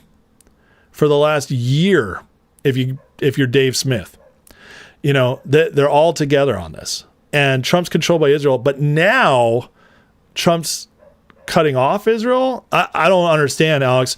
Which one is it? And apparently Alex himself doesn't know, because he also posted this yesterday afternoon. So this morning, Israel's about to be cut off. Yesterday, they claimed Iran was behind the Butler assassination attempt. That's how they control Trump's brain and manipulate him. So yesterday, Israel controls Trump's brain. Today, Israel is getting cut off by Trump. I don't know. You guys decide which it is. But while Alex is out there doing this, Joe Kent is just trying to get us to walk away, because Joe Kent definitely knows a thing or two about quitting, just like him and Marjorie Taylor Greene. They know a lot about quitting. So he's like, hey, Trump, you could quit. Join the podcast sphere. He says, no deal is required for us to just walk away. It's evident we can't stop either side from attacking the other. There's only one realistic choice we have. Stay and get sucked further into war, or look out for interest and just walk. Sucked further in. I just haven't seen that one happen. Is Iran growing? But why are they pushing for this so much? Well, it makes sense if Iran really is a proxy of City of London, and City of London controls a lot of the media and is always running psyops, and they can't afford to lose Iran. That makes a lot of sense. But Kent's out there, and why do I bring up Kent? I don't usually spend a lot of time with him. Well, because last night, Joe Kent, who's the hero, the guy who stood up to Trump and got out, and, good job there, Joe. Let's have you on our shows. He stood up to him, and they all loved him. And so they all got behind Mark Lynch last night. And remember, Mark Lynch, I reported on this last week, how Alex Jones had polls indicate Lindsey Graham's in serious danger of losing his primary race next Tuesday to hardcore America First patriot Mark Lynch. Now, Joe Kent was big on Mark Lynch. They're all supporting him. He campaigned with him. This must-watch interview, Lynch destroys Graham using the Israel Firsters' own record. He really got destroyed, guys. These guys were warning you. It's going down for Lindsey Graham. They finally got the right man in charge. It's going to be Mark Lynch. He's America First to the bone. It is danger.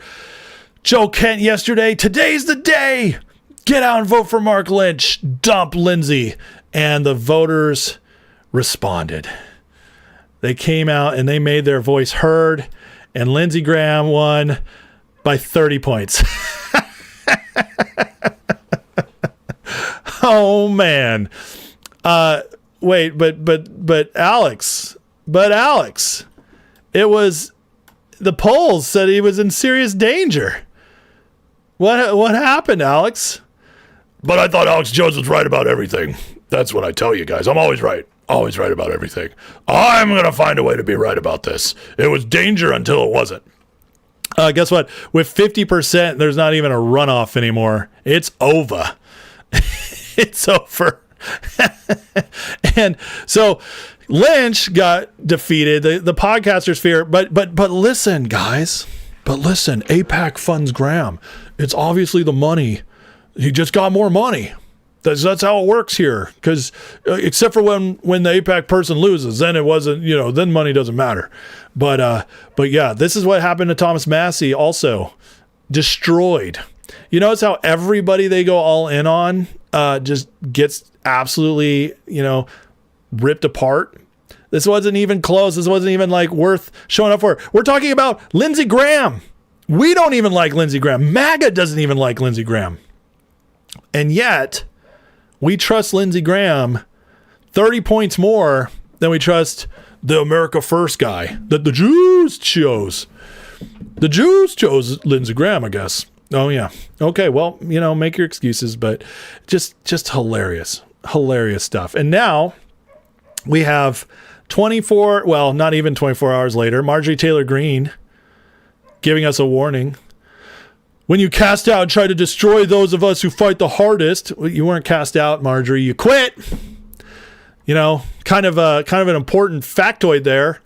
Marjorie, we think that maybe you could have won, but then you quit. That's who she's being consulted by, just FYI.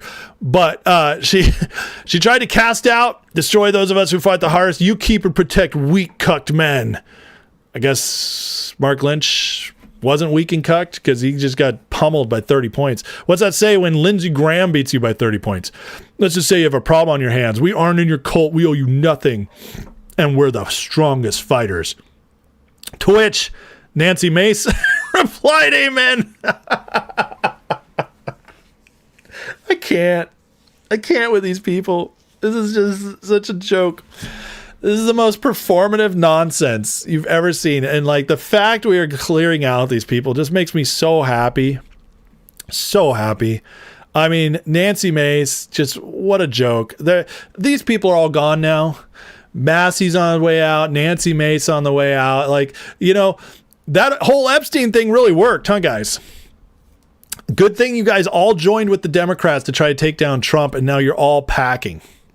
Hey, come on in, losers. We're going losing. It's too funny.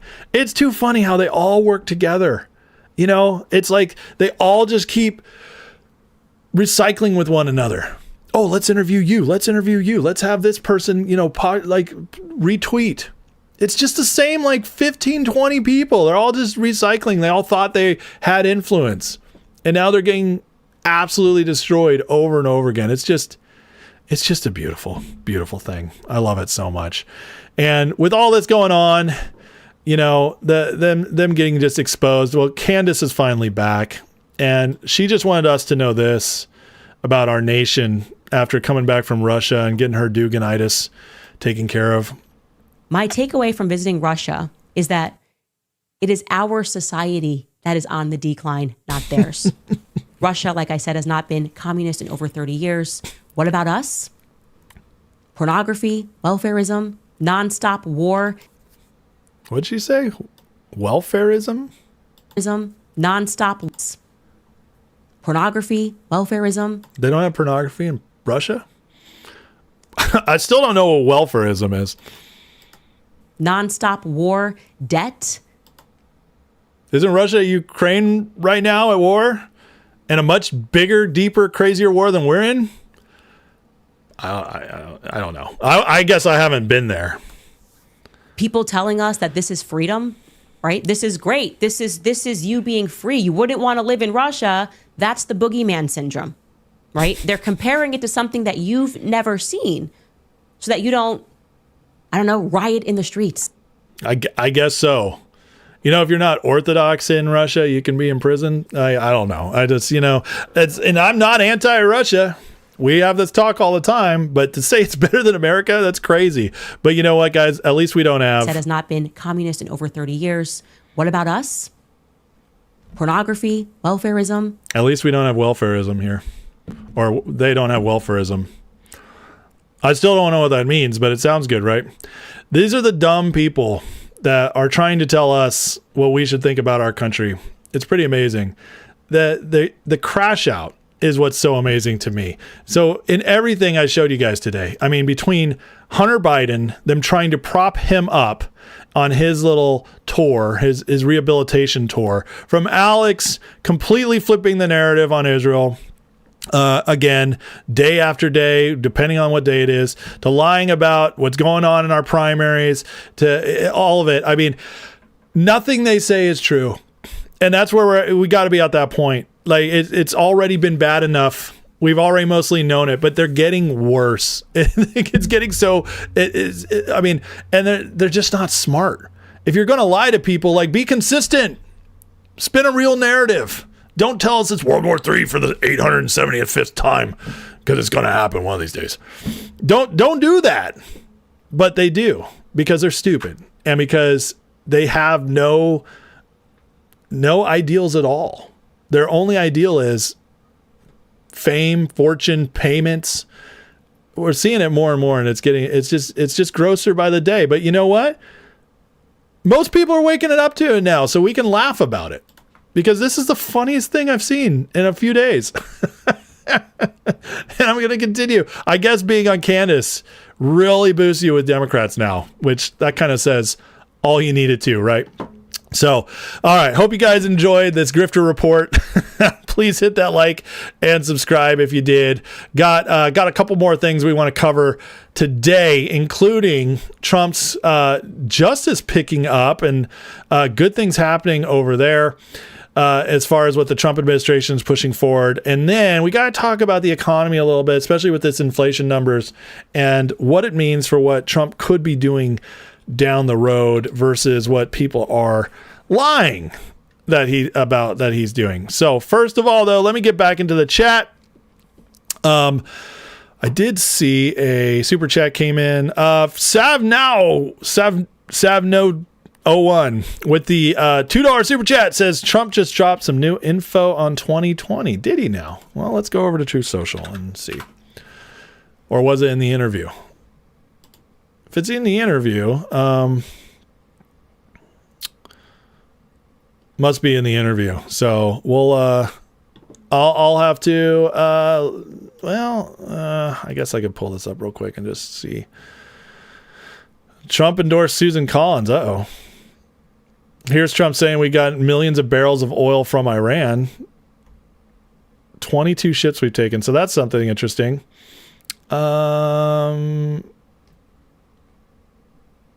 Yeah, if you could, help me out by telling me where he dropped it, I'd love to look it up. CENTCOM though blew a hole in the engine room of a ship trying to transport oil from Iran. So more strikes. Yeah, good stuff. Let's see here. Peter tagged me. Says, you're talking about Rich's jokes. Oh, okay. Well, it's his show. He can do it the way he wants. Leland Chung says, Hunter Biden on X is everything Newsom wanted to be. He's incapable of being. Violence and Poetry says, Biden Inc. and his backers seem to be trying for a comeback because no matter how much kickback money they make, it's never enough. Well, that's part of it, too. The Biden family, Biden's only raised like $3 million for his library, whereas like Obama raised $130 million. I think Trump's already over like $300 million for his. So, yeah, they all get a lot of money for this except for the Bidens. And so that's another reason they're putting him out there. Make that money. Bev says, I swear that's not the original Alex Jones. He's different looking. No amount of weight loss grooming can change a person that much. I don't know. I think he looks the same at being older and, having lost weight, putting on the facial hair. I don't see that much of a difference, honestly.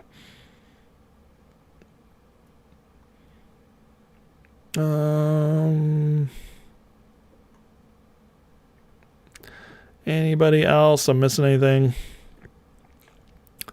Trump does have Lindsey Graham on a leash. I agree with you, Bill. Absolutely.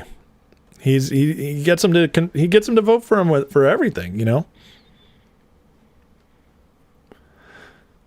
Sav Smile says, I thought we didn't have to go to a country to know what's going on over there. That's what Dave Smith said to Douglas Murray, right?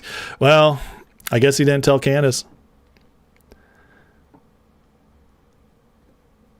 I mean, I don't know about that, Super Dave, about Candace. That'd be crazy.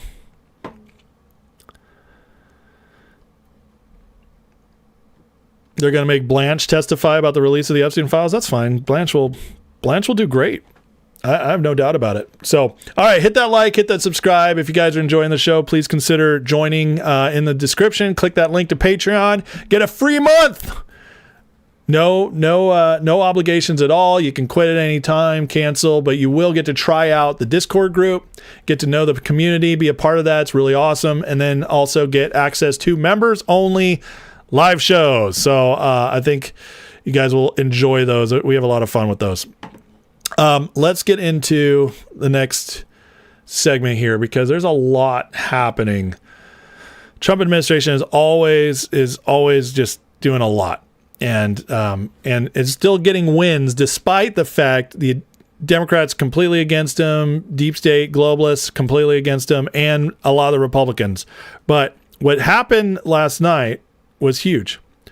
So yesterday in the evening, the House finally passed the Secure America Act. Now, this got through the Senate, which was kind of a miracle after the primaries, but they did get it done.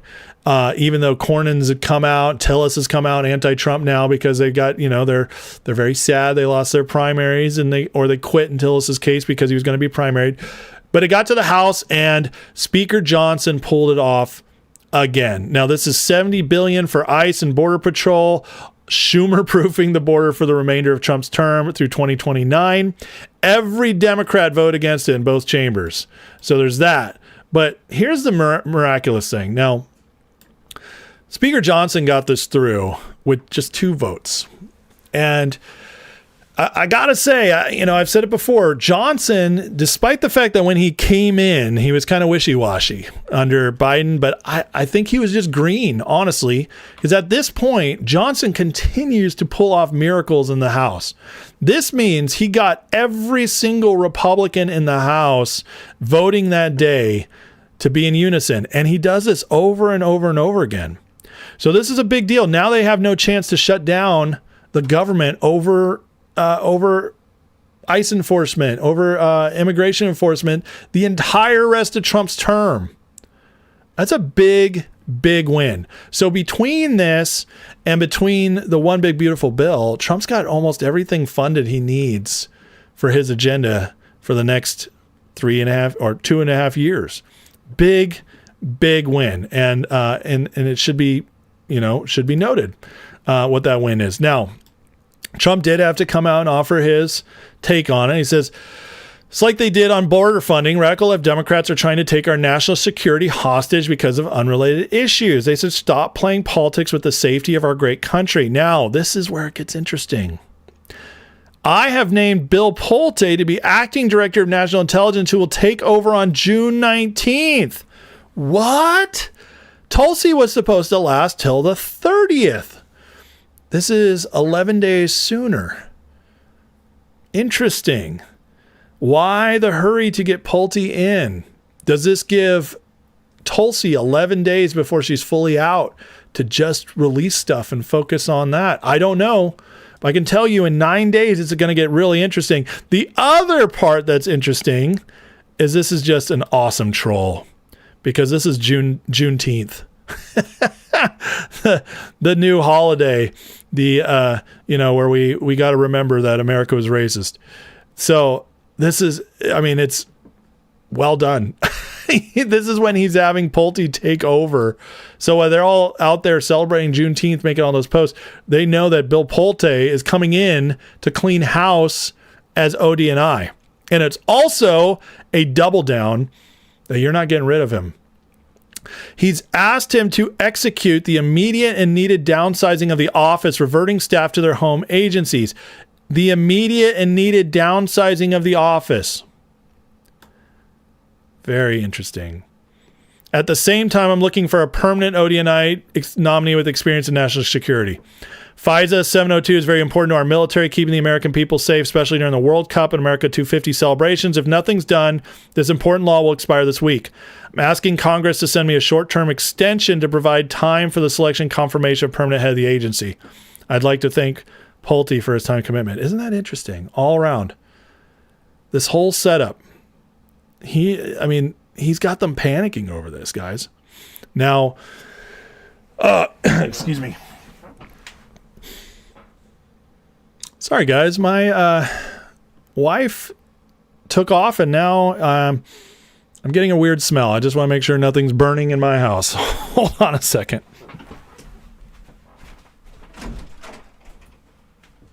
Jake, are you cooking? Are you cooking? Okay, it just smelled like something's burning. Dad. Yeah. Do you know where our wire is? Wire? Do we have wire? Oh, I don't know, sweetie.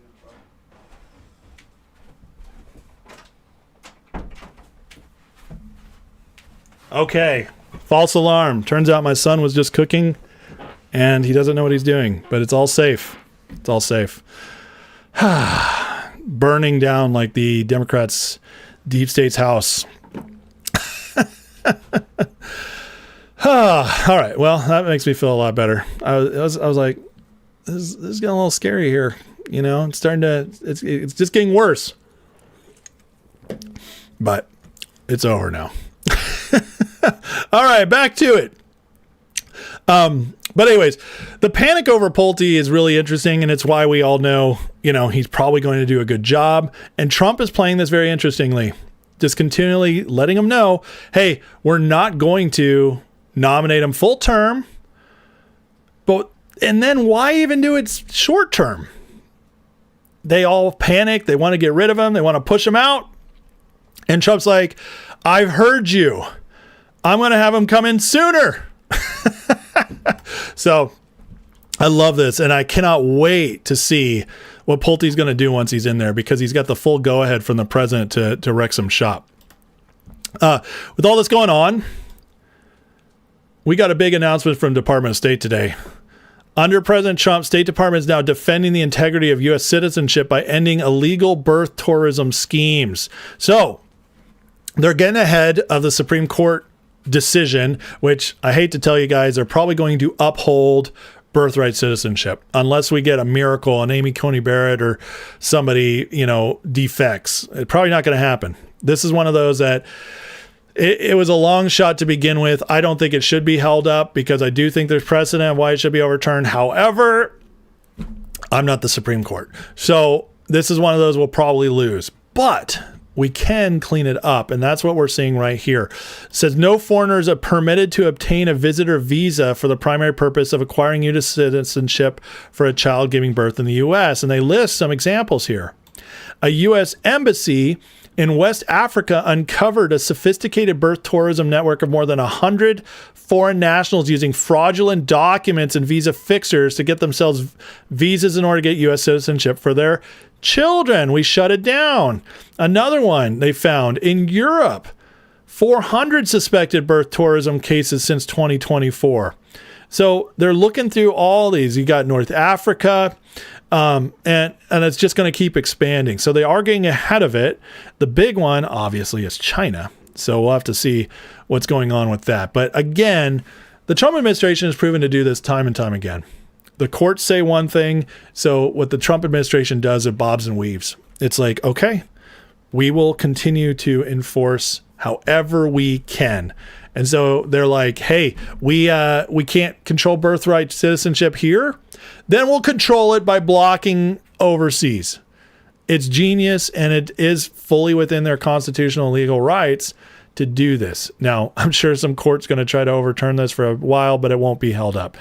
It gets us on track for more legal precedent, and hopefully down the road, it gets taken care of. Also going on today is ActBlue's CEO is pleading the fifth during the House administration's hearing. They are clearing up all this funding and NGO stuff. We saw with SPLC. We saw with them defunding USAID. This is so important because these are the people funding the rioters, the protesters, Antifa, and also a lot of the election scamming. Even, dare I say, campaigns. This is how they've been laundering money. ActBlue is one of the ways they launder money to candidates for their campaigns. This is why they get so many small donations. The Democratic Party is so good at raising small donations. No, it's ActBlue, and it's a criminal enterprise. This is what's being investigated now by the House committee, and they're showing up and pleading the fifth on everything, to which the Oversight Committee, thankfully, is digging down. It says they allegedly allowed foreign donations to Democrats, lied to Congress. Now they want to stay silent. We'll keep digging for the truth. I got to tell you, if the House is actually pushing forward on these investigations, it means that the Trump administration is probably far ahead. SPLC taken out. What's next? It's going to keep unraveling, which is why they're so scared of people like Pulte, Todd Blanche, Kash Patel. Their funds are drying up, which is the number one way you win a war, especially a soft-fought war against a deep state cabal, City of London, globalists, Democrats, whatever you want to call them, whoever you think the main enemy is. This is how you beat them, because it's really tough to go arrest every single one of them and get them all put in jail and find all that evidence, or You could just pull the plug on everything that makes it happen. And that's what we're doing. This is coming out more and more in the public, which is how you get it started while the money's being pulled from behind the scenes. Now, in all this, speaking of fraud, the U.S. Attorney Bill Essay came out with, this is a crackdown from what J.D. Vance is doing. Mahendra Makajani, 44, lawful permanent resident from India living in Corona del Mar, arrested this morning on a federal criminal complaint charging him with defrauding a bank out of nearly $100 million. This is the kind of stuff, like, I know it's not a big name, but $100 million bucks, that's a big deal. You keep doing that. And we want to see these crimes being taken care of, because these are the kind of people that rig Wall Street. These are the kind of people who manipulate stocks. This is a big deal. Keep it going. And again, from India, these immigrants, we are getting them out. So everybody's like, the Trump administration doesn't do anything. It's crazy to me, because we're just seeing more and more. We see HHS today, RFK Jr., saying California is the main driver of welfare flow to illegal immigrants in a report. This coming out right as this election is going on? Excellent news. Keep it coming. Let's wake up the people. Now, this one's crazy. Illegals were getting 2% interest rate COVID FHA mortgages with zero down payment, backed by the U.S. government. This is why the housing market, it got so bought up. Illegal immigrants were coming over here getting FHA loans for 2% interest with zero down payment. You know how easy that is for them to get a house at those rates? That's insane. Going to illegals. Now, Luongo breaks it down really well. He says, you wonder why I've been saying Obama and London stole Fannie and Freddie in 2008. This is what they were doing under the hood. They stole this from Americans using Lehman as cover for the theft. Answer these questions, you'll see what I'm getting at. Why was Lehman liquidated, executed by Hank Paulson? By the way, it was the only one when all these other banks were supposedly failing. Why was AIG, the London-based reinsurer, bailed out multiple times? There it is, London again, man. Why did all this happen 7 days after a report said Fannie Freddie were insolvent and nationalized? 2008 was 9/11 for the U.S. mortgage industry times 12. Hope and change my bet here, yes. But this, guys, guess what? Pulte is now in charge of Fannie and Freddie. So what are they learning through all this? What are they diving into? What are they going to be able to expose? Who's now also the director of national intelligence? It's amazing how it's all piecing together, isn't it? It's just, to me, it's incredible watching them play chess. And this is the kind of thing, like, I can't do this on my own. I listen to other people who are really good at this and obviously do my own research. But most Americans won't even, first of all, they won't even see this story, which would enrage them. Secondly, they'd never be able to tie it all together to how, like, the Trump administration has now moved this guy who can expose all this also to the ODNI while still holding this one. It's all chess, man. What the Trump administration doing is an incredible chess match. And they're just the best. And just like in chess, it's moves, counter moves, but you keep getting yourself in position before you get the win. And it all eventually works together. And again, they're attacking Todd Blanche as all this is going on. And they're scared of him because now he's the official nominee. And they're terrified of him. Here's Ed Whalen from National Review, the once conservative paper, saying this craziness. It says, Todd Blanche has been everything President Trump wants in an attorney general, and that's the problem. President has nominated Blanche to become full-fledged attorney general after a months-long audition as acting AG. Prior to this, Blanche has been the Senate-confirmed deputy AG, while the since-ousted Pam Bondi was in the top job. Unfortunately, Blanche has distinguished himself in this interim period only as an instrument of Trump's unworthy and abusive campaign to investigate and prosecute his political opponents. Boom! They see it. Do you see it? That's the question. While people are out there screaming, where's the arrest? Trump isn't doing what he said he'd do. We voted for arrest. while people are out there complaining, these people, the deep state, National Review is nothing but the establishment Republican wing. They are freaking out because they know what's coming. They see it. The people paying attention, the people who know, are scared. And for me, that's enough. That's enough to know it's going down. Blanche, remember when he came in, I got so many people. Dude, he was a Democrat. He was a Democrat. You can't trust him. So is RFK Jr. So is Tulsi Gabbard. Lots of former Democrats. So is Trump.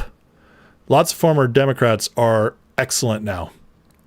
And sometimes being closer to the enemy and leaving makes you much more aware and makes you more passionate to fight them. Just saying. Blanche, to me, is exactly that. And I do think, to me, it's at this point, it's obvious. Bondi was the cleanup. Her skills, maybe they were more administrative, who knows? But Bondi came in, set up the DOJ, got it ready to go. And that's when Trump went, okay, switch time. Now it's time to get the pit bull in. And that, to me, I think at this point, it's obvious. So if you guys are ready for a white, hot summer, I think we're going to get it. That's what it looks like to me. As they are obviously terrified of what's coming. That's good for all of us. All right. Please hit that like and subscribe, guys. Thank you so much again for, as usual, supporting the channel. You guys are the best. I got one last little segment we're going to get into here in a minute based on the inflation numbers and the economy. So do not leave yet. We're not through, but first I want to get into the chat. Again, guys, please, if you're trying to get my attention, please tag me so I can see it. And then if the chat's really busy and you also want to support the channel and definitely want to get read, please, you can always send a super chat. Thank you for your attention to this matter. Let me see here. Hotbox the room and needed air. My son was hotboxing it with his burnt eggs. That's what happened.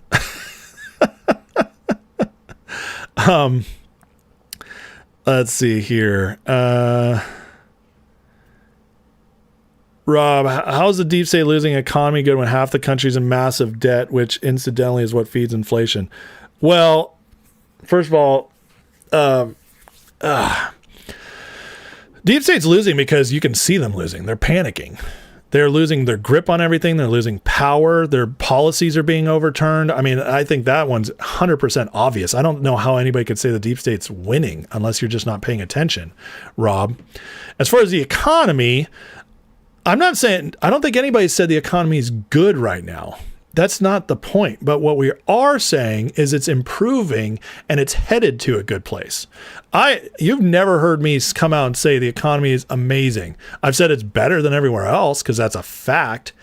But as far as like we got ways to go. But I have said always, everybody who watches my channel knows this. I've said the policies in an economy take 18 to 24 months to be fully realized and make it to the people. What we're seeing is signs of a good economy coming. We're seeing more hiring. We're seeing more spending by businesses, more investments. We're seeing manufacturing tick back up. All this is happening. So there's all that. As far as the massive debt, most of that was accrued under Biden.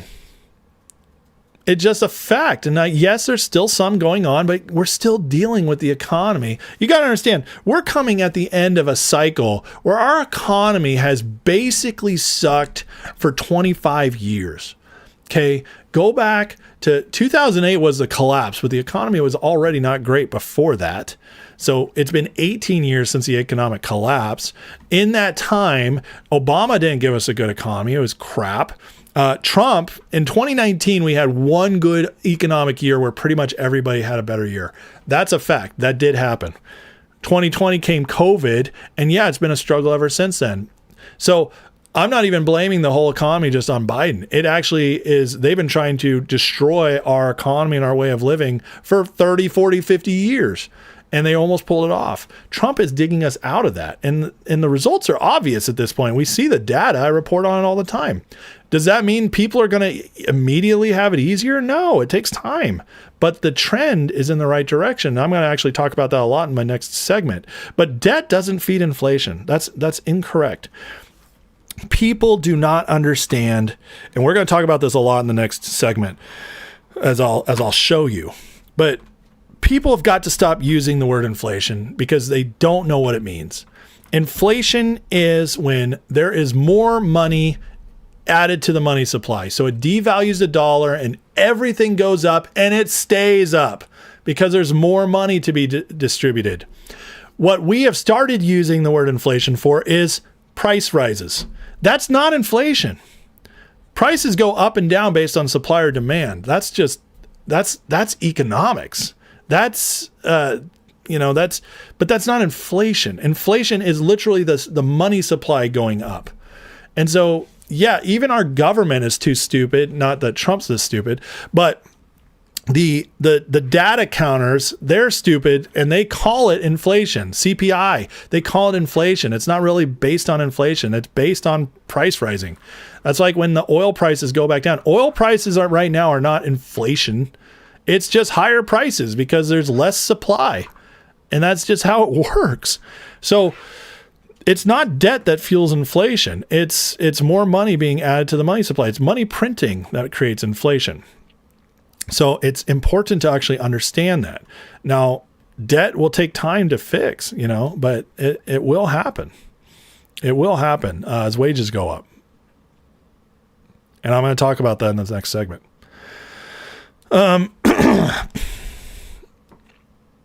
No, Trump, and you say Trump's a C- on the economy. That just tells me you don't understand economics. People would have said the same thing about Reagan for his first 2 years, and then his economies finally took hold, and he had an amazing economy and won 49 out of 50 states in his 84 election. So there you go. But that's exactly what Trump's doing, except to an even higher degree. So it's just not true we have a bad economy. We just don't have the amazing economy that you're hoping for yet. But it's coming. It's coming. We're going to end up in a couple of years. We're going to have the best economy you've ever seen in your lifetime. Just give it. I mean, I can't tell you whether to give it time or not because that's up to you. But I'm telling you, I'm going to be proven right on this. I can see it because what Trump's doing is exactly what other presidents have done that led to booming economies. So. Excuse me. Peter says one would have to be tracking the Dems for a while to get their baseline behavior, see how they act when they're losing and panicking. That's true. And that's what I do on this show. I've been doing it for a long time. DJ Fusion says, I didn't watch your Epstein videos yet. Do you think Trump pretended to not care about Epstein files in order to psyop the Dem voters to care, then drop the rest close to midterms? I don't think we're getting another big drop. So there's that. But I do think, going back to last summer, that Trump rug pulled him. Because guess what? Every single person had on the Democratic side was calling the Epstein files a hoax. And then Trump sucked them all in to think that he was hiding the Epstein files. And you can go back. I mean, people have been watching me. Listen, if you've been watching me for over the last year, you tell me, did I call what would happen with the Epstein files exactly? Just put it in the chat. Put yes. Put yes, or you called it. Yeah, just you guys let them know if I called what would happen with the Epstein files.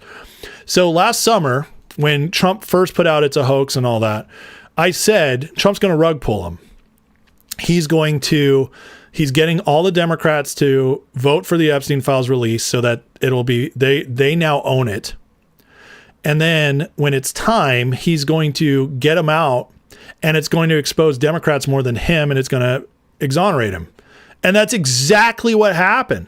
Now, the rest of the files, listen, Congress right now can go read the files, and they can go on the floor and release anything they want because on the floor of the Capitol, they are immune from defamation laws. So they can say whatever they want. Guess what hasn't happened? They haven't done it. So all the files that were supposedly being hidden from us, it's Congress that's hiding them because they don't have anything to say. They don't have that big dirt everybody wants. Now, could those be in separate files? There are 3 different courts where judges blocked release of the files. Could those have more spicy stuff in them? Maybe. Or maybe maybe we don't have that evidence that everybody wants. Maybe nobody has it.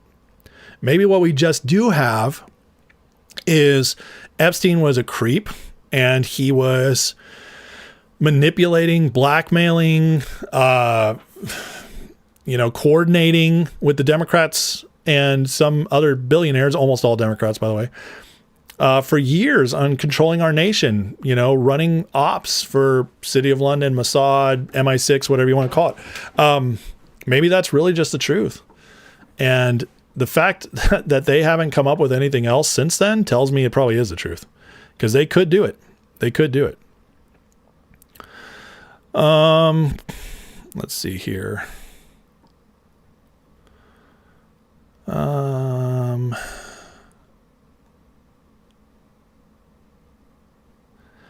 Rob says I'm wrong. People spending beyond their means drives prices up. It drives prices up. It's not inflation, dude.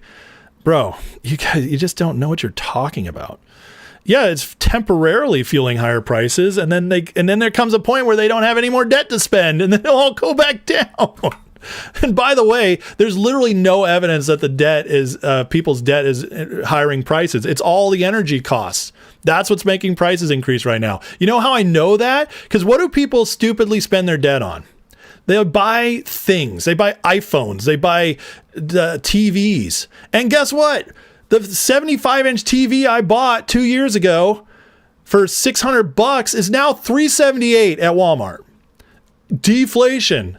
That's the stuff that goes up because of people spending debt. That's what people go in debt for. They go in debt to take vacations. Very, very few people are going into debt to buy food. And food's a renewable resource, so it doesn't go up because of supply and demand. Oil, energy prices, transportation, that's what makes prices go up. You don't know what you're talking about, man. You just don't know what you're talking about. You believe in Keynesian economics or something. You're saying stuff that's nonsense.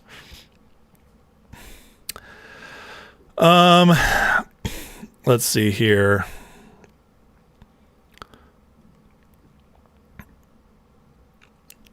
If Democratic Party breaks up, would that be bad for the Republican Party? Because you'd see more Dems join the GOP and some GOP would feel free to join the Libertarians. No.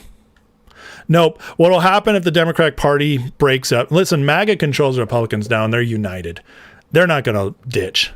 The Libertarians are never going to grow. They're getting weaker by the day. People see how embarrassingly inefficient they are. They just don't get anything done. Nobody's joining the Libertarians. As far as the Democrats, what will happen is eventually there'll be a third party if the Democrats break up. And so we'll have 3 parties for a couple elections. And it'll be like the Republicans will dominate because the third party will basically be independents and Democrats who are fed up. So it'll be like 20%. Maybe 25, 30%, and the Democrats will go down to 20%, 15%, and then they'll die. And the new party will take over. That's what happened to the Whigs. It's only happened one other time in our history, but that's what will happen if the Democrats start breaking up. It won't be the Republicans. It won't hurt them at all.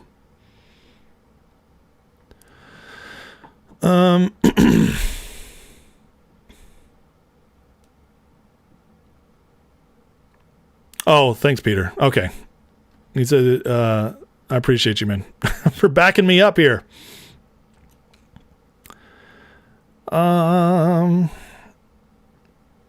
disagree, WAP. I think the Democratic Party could die in the next decade or so, based on where it is.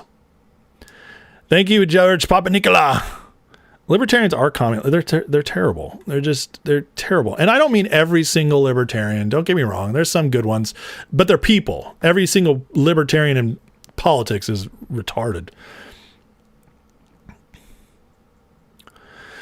Ed now adds, when they go default, go bankrupt, that results in more money printing. No, it doesn't. So you're wrong there.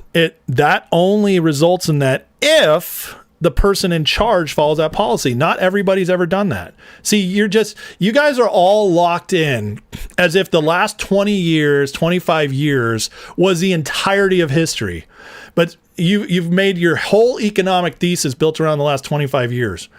Get past that. Go do some research. I'm going to show you guys some research. Money printing is a modern day phenomena. It happens because of central banks. This is not what we used to do. At least not to the scale we do now. It was very selectively used in the past.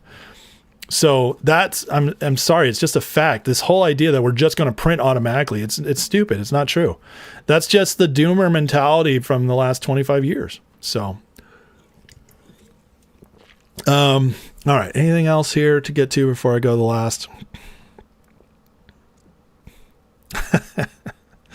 I hear you, Lisa.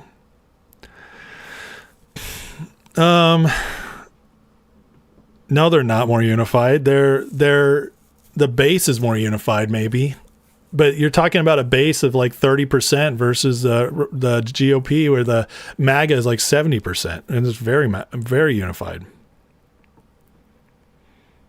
If they're so unified, why they get their asses kicked in 2024 so bad?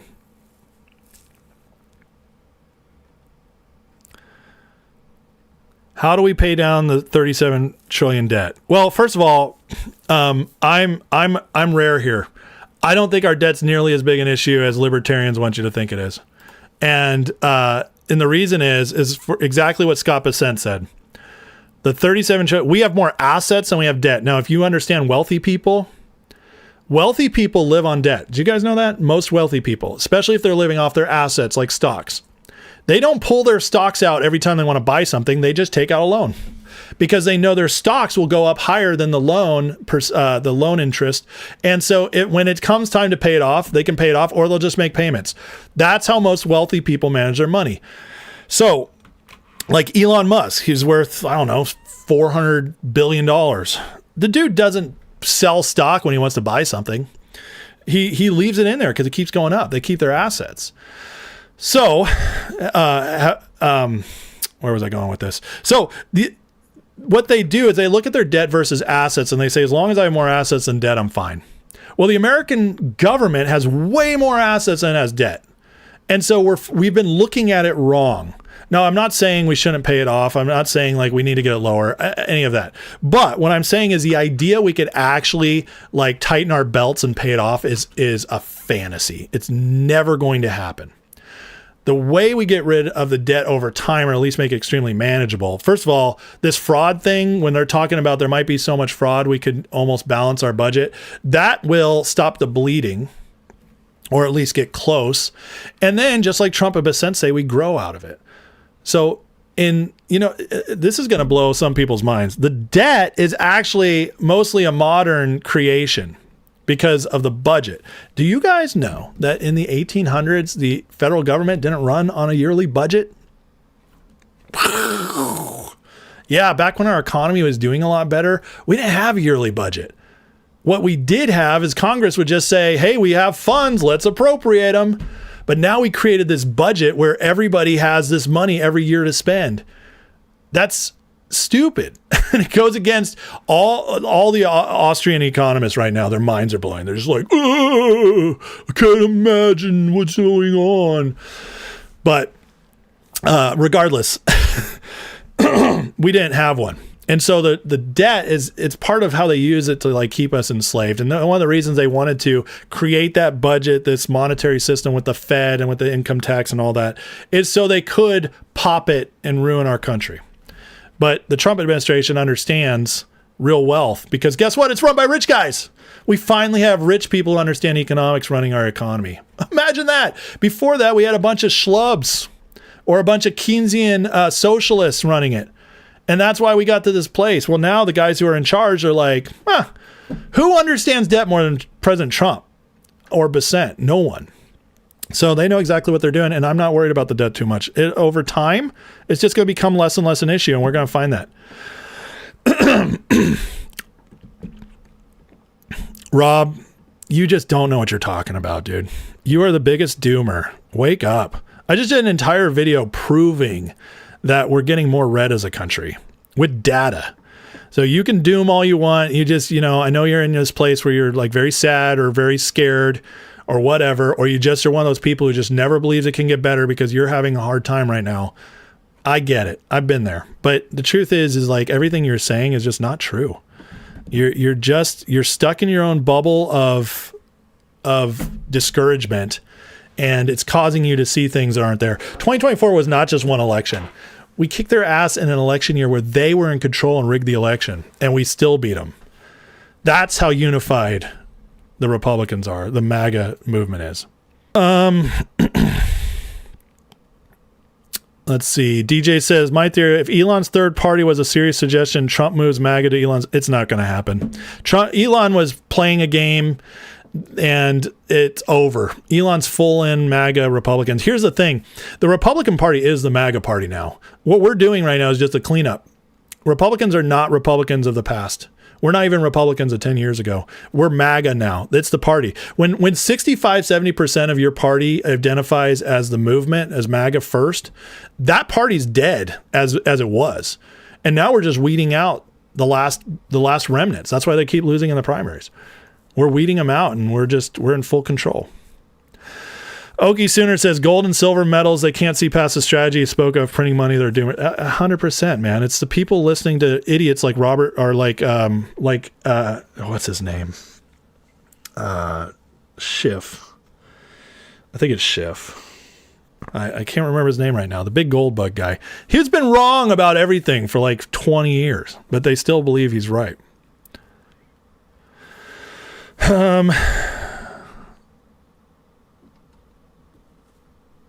Let's see. Okay. Yeah, Josh Homesteader says America's. I don't know where he got these numbers, so I can't. I'm not saying I know for 100% it's true, but I believe it probably is true. Josh says America has a valuation of 500 trillion, 38 trillion of debt is not as bad as retards say it is. 100%. And Rob, dude, I don't know if you're just somebody who just has struggled paycheck to paycheck your whole life, so you don't know what wealth management is. I don't know if you just don't understand good debt versus bad debt, or how to manage debt like wealthy people do. But when you have, say, even if America only has 50 trillion in assets between our metals, between our land, between whatever else we got, okay, all the stuff we've accumulated over the years. Even if we only have 50 trillion in assets and we're 38 trillion in debt, we're not in trouble. Do you understand? That's how it works. See, if your wealth is, say you're worth $1 million, we'll just make it a nice clean number, and you have 500,000 in debt. Well, that's debt. That sucks. You're making payments on that debt. You don't necessarily like that debt, but is it a problem for you when you're worth $1 million and you're, say making 200 grand a year? No, it's not a problem at all. In fact, you can easily handle that, because worst case scenario, the banks call it in and you're like, okay, you sell stuff off, but you won't even have to at that point, because the banks are going to be terrified that you're going to go bankrupt. They just want you to make those payments, pay that interest. That's how it works. And so you just don't understand how debt works when you have assets. And that's the biggest problem with the whole stupid libertarian Austrian economic stuff. They look at all debt as bad. No, all debt's bad if you just have no money and you have no assets. Debt is bad if you're $120,000 in debt and your self-worth is 15 grand just between your car and your cell phone. And that's all you're worth because you're a poor person and you make 45 grand a year. Yeah, then 120,000 in debt is terrible. It's not terrible if you have assets. Rich people are never afraid of debt. So I'm just telling you, dude, you're the one who doesn't understand economics. Ed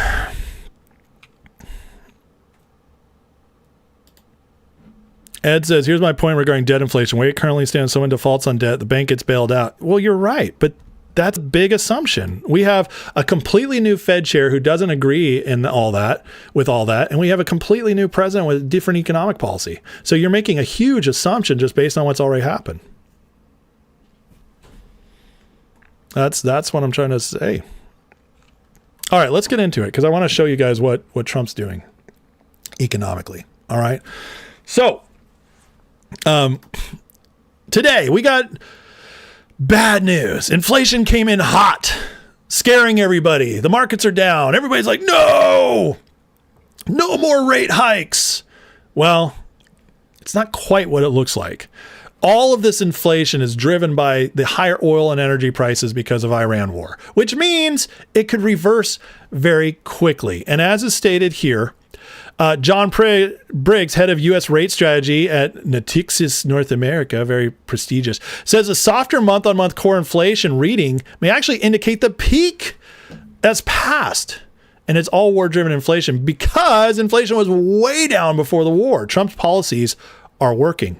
He adds this could support a more favorable inflation outlook ahead, but warns the trend depends on oil prices remaining stable and not reigniting inflationary pressure. Well, based on the oil getting out through the pipelines, it will stay stable from here on out. We're not going to see those monster spikes anymore. Unless, say, Trump bombs Iran, we'll see a temporary spike for a couple days, but that's it.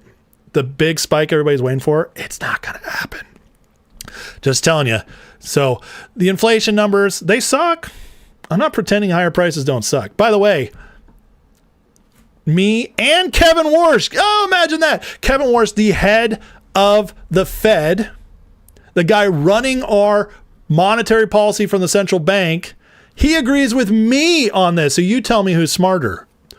The guys who say higher prices is inflation, or Kevin Warsh, the man who's actually the head of the Fed now, who says, no, there's a difference between price movement and inflation. Thank you very much, Kevin Warsh. I appreciate you being on my side and your attention to this matter. Now, a good reminder that the pain people are feeling right now is still because of COVID. It has nothing to do with Trump's policies, has, in fact, zero to do with Trump's policies. It's all because of COVID and because of the massive spending that Joe Biden did during his term. Now, people are going to say, well, Trump spent a lot during COVID too. And you're absolutely right. But guess what? Trump still spent up to the limit of where we wouldn't see massive inflation. And how do we know that? Because Trump had already spent that money, and a year later, inflation hadn't taken off. But then Biden came in, and not only did he give us each $1,400 checks, he also sent hundreds of billions of dollars to the states, passing a multi-trillion-dollar package to bail out blue states so they could stay locked down. And yes, after that, prices skyrocketed very quickly, I might add. And so now, if your income has not risen by at least 30% since COVID, you're poor. So that's why people are feeling it. Is there any single metric that shows things are worse today than they were since Trump got in? Not one. But what there is the fact people had hope with Trump, and a year and 4 months later, they're still struggling. And because they're still struggling, they're saying, it feels worse now. I feel worse than last year. That's because of discouragement. It's not because of data. The vast majority of people are actually doing slightly better since last year, thanks to less taxes, less regulations, and over 3% wage growth. However, the feeling is still there. I haven't caught up. I thought I would. And that's a legitimate feeling. But as he says, using the government's data, the real number is actually probably 40%. So yeah, guys, we got screwed by COVID. They tried to destroy our economy, and they almost succeeded. Thankfully, what Trump's putting into effect now is going to change everything. Why? Because Trump is all his crazy stuff he's pulling off. Lower regulations, lower taxes, tariffs, etc., all of this, even having government involved in some defense kind of measures with chips, manufacturing, stuff that he can rightfully do under national defense that people are calling socialism, and is actually bringing us a lot more money, like with what he did with Intel, where they increased the company 3 times, bought the taxpayers like $20 billion. This is how the government operated in the 1800s, which Trump always said in the 1800s, in the 1890s, they had so much money they didn't know what to spend. He's absolutely right. And what we're doing is every single one of us, unless you're 114 years old, has lived under the Fed system, the income tax system, which is completely different than what we had for our first 120 years. And I'm going to show you now the difference in what Trump's trying to get us to. So, going back from the George Washington's first year in office, the first year of the Constitution, to 1913, we had massive expansion in output and solid per capita gains. U.S. went from modest post-colonial economy to largest in the world by total GDP. Per capita and income growth year over year was 1 to 1.5%. That means in 1913, you were making roughly 120% more than what they were making, or 130% more than what they were making in 1789. Cumulative real per capita output rose by a factor of 3 to 4 times. Now, there's all these reasons for it, but this is what I wanted to show you guys. Price levels and inflation. The idea of booming economy is inflationary is a lie. And I'm going to show it to you right here. Long-term stability from 1789 to 1913 had a mild deflationary bias during high productive periods. Yeah, the Trump economy is going to be deflationary. And that's where we're headed as we weaken the Fed and Trump puts in policies that are much more original American economy. He's trying to get rid of the income tax by phasing out as much as possible. And it's going to take time because the Senate has to do it. But he can keep pushing, which he's been doing. Prices had volatile short terms during wars, but no sustained upward trend like the 20th century. By 1913, overall price levels similar or modestly lower than 1800. 113 years and prices did not rise. We've been taught to expect 2 to 3% inflation every year because when an economy is growing, inflation grows. No, that's the Keynesian model, the socialist model of economics that was forced upon us by Woodrow Wilson and has only grown from there, that Trump is reversing right now. There are a couple of major spikes, but the major deflationary area after the Civil War, driven by productivity gains outpacing money supply under a gold standard. That, my friends, is a real economy, an American economy. Why? Well, let's look. Goods, because of manufacturing innovation, strongly deflationary. Tech progress, mass production, scale economies, failing transport costs made textiles, clothing, steel, machinery, and many farm products much cheaper over time. Ag prices volatile but trended down in real terms in the late 19th century. Services, generally less deflationary with goods, but still mostly deflationary. Transportation services improved, often became cheaper. Many personal and professional services had stickier prices. But sticky isn't growth, it's not inflation, it's just staying the same. This is before the federal government had a budget. Energy. Costs declined significantly, enabling industrialization. By the way, costs are about to go way down again. We're starting to rebuild nuclear energy. We just had our first one hit criticality. Trump is investing in 13 coal plants across the nation to upgrade them, make them more productive. He is investing in oil. We are now the largest exporter in oil by double the next two nations. We largest exporter of natural gas. Wait till we get more refineries here, folks. Oil will plummet. That is the trend of a growing economy. That's what Trump is putting into place. Takes time, but this is what's going to happen. Coal nominal prices fell notably pre-Civil War. Real prices were manageable or lower with scale. Oil from 1859, when it started being used more, initially volatile or expensive, but prices fell sharply with discoveries and refining, about to get there again. Now, the good news is assets, even in this deflationary environment, assets still would rise, like land. That's a good thing because that's an investment. Given overall price stability, deflation, real farmland values increased meaningfully. Urban shelter and housing, though, was moderately up. Rents took a large share of working class income, but real costs did not explode. 120 years from 1890 to 1930, homeownership rates were stable, 46 to 48%, but rents did not explode. Isn't that interesting? Now, household wealth rose substantially in real terms from 1789 to 1913, tracking GDP, capita growth, and capital accumulation. composition. Wealth was overwhelmingly held in real assets, similar to now, except stocks are a big part of it now. So the point in all this, guys, is that we had the most booming, fast-growing, best economy for people in world history from 1789 to 1913. We had a completely different system. The government did not have an income tax to pull money from. They got money from sales tax and from tariffs. Trump is trying to get us back to that. It's going to take time. It's going to take time. If you think he could turn this around in a year, you're crazy.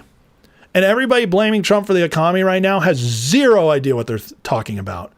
Policies take time. He's digging us out of a system designed to ultimately lead to communism or socialism, because this system that once upon a time, the old system built the greatest middle class in world history. In fact, the only great middle class in world history, has now created a system to slowly erode all of our wealth so that it all went to the top and everybody below it started bleeding out. And that is the system we're currently in, which is exactly the communist system. It just takes time because they are undoing what was already done, which was the greatest system in history. That system is what Trump is rebuilding. And that's why, folks, we are going to have an amazing economy in just a few years. It takes time. But I'm telling you, by this time next year, our economy will be on the up and up in a major way. I actually think it's going to start by the end of the summer. We're going to start seeing big differences. By the end of this year, a lot of acceleration. By next year, I think we'll be fully in the momentum. But again, it takes time. So everybody criticizing Trump on his economics have zero idea what they're talking about. What they're asking for, because the only way to get immediate help from the federal government to help you with your groceries, the only way for it to be immediate is for you to get a stimulus check. That's it. Or for the government to stimulate it in some other way by paying it, which means money printing, which means inflation down the road. That's the only way. So everybody crying about Trump's policies, deep down, what you're really saying is, give it to me, daddy, the same way you did before. Make my life worse so I can get a temporary fix. And I understand it. Most people do not understand economics. Most people do not understand how policy affects a larger economy. I get it. Public school sucks. And nobody who goes through public school learns any of this. They're taught a bunch of retarded stuff. Memorize your dates. Yeah, because that's going to help you in life. But the fact is, everything Trump's doing is rebuilding this system right here, which was the greatest system ever. And it takes time. Reagan took 18 months before there started being results. His approval rating was 35%. In 1983, his approval was 35%. In 1984, he won a 49-state landslide. It turned around real quick once it clicked. What Trump has done is Reagan on steroids. So just imagine what's going to happen once it turns around. Is he in a worse place? Yeah, a little bit. But Reagan came into an oil crisis. Reagan came into massive inflation. And he turned it around with doing less than Trump's done. So again, I don't want to hear about how Trump sucks on the economy. No, Trump is doing what Reagan did, except better. And we're going to see better results here pretty quickly. The facts, the proof, you have to go backwards a little bit to find it, but it's there. You can, if you understand the 1800s, how America was founded, how our economy originally worked, you can understand what Trump's doing. And then you can understand how it's going to be much, much better going forward. All right. If you guys like this segment, please hit that like and subscribe. I appreciate you watching. If you want to know more, I do more stuff like this on my members live. So jump in, man. Join the membership. Hit that Patreon link. Grab a free spot for a month and see if you want to stay. So let's see here. Let me catch up with the crowd and then we'll get going. John asked, do I have an idea regarding Thiel in Argentina? Is he setting up a Bitcoin hub for Trump? I don't know. It is interesting that he went there, though, isn't it? I do think that's really interesting. Trump can go to Fort Knox and evaluate the gold. Yeah, we'll see what happens with that. There's something going on there. I just don't know what they're going to do with it. Josh says the U.S. debt to GDP ratio is 123%. China's is 300%. And everybody says China's catching up and stronger. They did for a long time. They don't anymore because China's crashing a little bit. But they were saying that. Just a Memo says, is Carney their bag man? He went to Ireland. Carney is definitely a bag man for the City of London. I just don't know how much they're actually using him. Andrew Thompson says, other than beef, overall grocery bill is down from a year ago. You know what, man? So is mine. Now, I live in a red state, but I will say, other than beef, almost every item I pay for right now is cheaper than it was last year. And you know how I know that? Because I have 6 kids. I feed 8 people. 8 people in my household. I have a massive grocery bill. And trust me, when it's 5% lower, 10% lower, I know. Because that's a lot of money for me. So, food is cheaper for me. Now, blue states, other states I can't speak to, but North Carolina, food other than beef is almost all cheaper.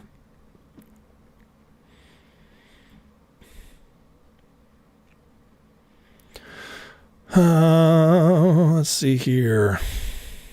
Peter says Trump's House and Senate picks for 26 would win a landslide if he could get IP internet rates lowered. Maybe. Yeah, I mean, that would be very popular at least. Toe, you better believe I'll make it a segment, brother. It'll happen. Let's see. Andrew Thompson with the $10 super chat. Thank you very much, sir. Says, became a member today. Awesome. Thanks, brother. Glad to have you. I appreciate the support. I really do. It means a lot to me. A lot of work goes into this, so. Rob, did I call you a bad person? Did I say you're stupid? No. I said your argument's stupid. I didn't ad hominem attack you. I attacked your argument. Please don't ad hominem attack me by saying I ad hominem attacked you. I didn't attack your character. That's an ad hominem attack. I didn't call you a pedo or a retard. I said your argument sucks. So don't say I ad hominem attacked you. That's simply not true. Just because you're losing the argument, don't ad hominem attack me. DJ Fusion says, what's wrong with the stimulus check funded by terrorists or Doge? I have zero, and I mean zero issues with stimulus checks if they're not, if they don't come from money printing. If they come from money we already have, I am 100% in favor of stimulus checks from tax dollars that we've already are already collected by the government, because it's our money, right? And so if the government's like, hey, we found money we can give you back, cool, give it back to me. But so as long as there's no money printing for stimulus, I'm in favor. I don't see anything wrong with stimulus checks that aren't that don't add to inflation.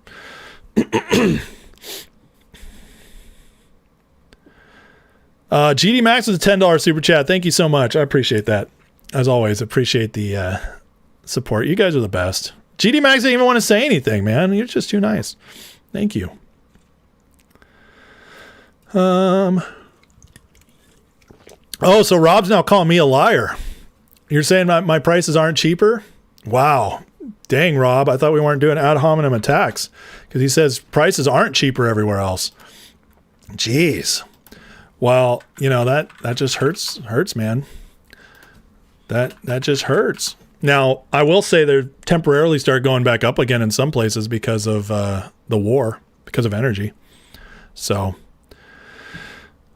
but I'll, there was a chart. This was a couple months ago. I want to see if I can find it. That showed that how prices are down in many places. But you got to remember that these are national charts, so they also take into account blue states, which tax more.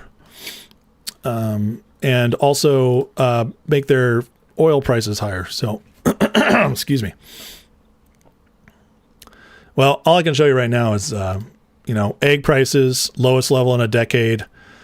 Coffee, lowest since 2024. So, I mean, there are prices going down, but I'll see if I can find the bigger chart. But like I said, it was a while ago. So, but yeah, now you're being the ad hominem, brother. Calling me a liar. Yeah, it's hard to find these charts, man. On X's search feature sucks.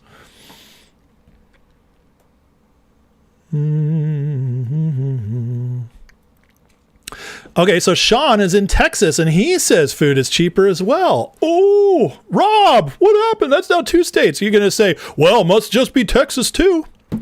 I didn't make a false claim about your finances. I was making an estimation because of based on your limited economic knowledge, you were telling me that was likely what you were like because you don't understand wealth, assets versus debt. You don't understand it. You proved it by your argument. I'm not calling you dumb.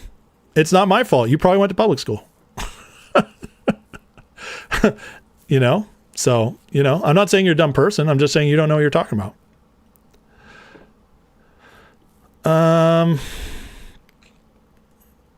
Let's see.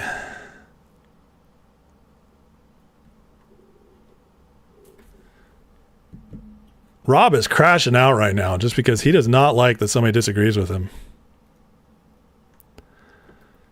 Oh, I think the chat says you lost too, Rob. Sorry. It's not just me, brother. I'm sorry. You could say it's, but Kevin with the $100 super chat says, ad hom this. Kevin, man, you're the best. I appreciate you, man. Thank you. Am I getting in on the public SpaceX? No, I don't have the money. I don't. I would love to. Kevin, you're the man. Thank you so much. Am I excited for Disclosure Day? It's a Spielberg movie. I'll see it. You know? So I didn't attack your finances, Rob. I said probably. I covered myself. I would never say I exactly knew. I just said that I don't like your understanding of wealth is like a poor person. And it's not your fault if that's how it is. I'm not even blaming you. It's not your fault that you went to public school. You know, it's your parents' fault. Oh no, I accidentally hid somebody's messages on accident. I didn't mean to. I'm sorry. I'll bring you back. I'll bring you back, Gen X. That was an accident. My bad. I totally just double clicked something I didn't mean to. Darn it. That sucks. I'm sorry. How I did what what's his face did the other day. Oh man. Come Take Him says, I went to public schools, I'm investing. Good for you, man. Listen, you can overcome going to public school. I'm not saying you can't, but you have to, it's just, sometimes it gives you a bad start. Let me put it that way. I know. I'll bring Jen back. I will. I have to do it in a different way. It doesn't let me do it on the show. Unfortunately, it sucks. I feel terrible, Jen. I know you're watching. I feel terrible. You'll get brought back. Oh, wait. It did let me. Okay. Excellent. Okay. Hold on 1 second. My wife's calling.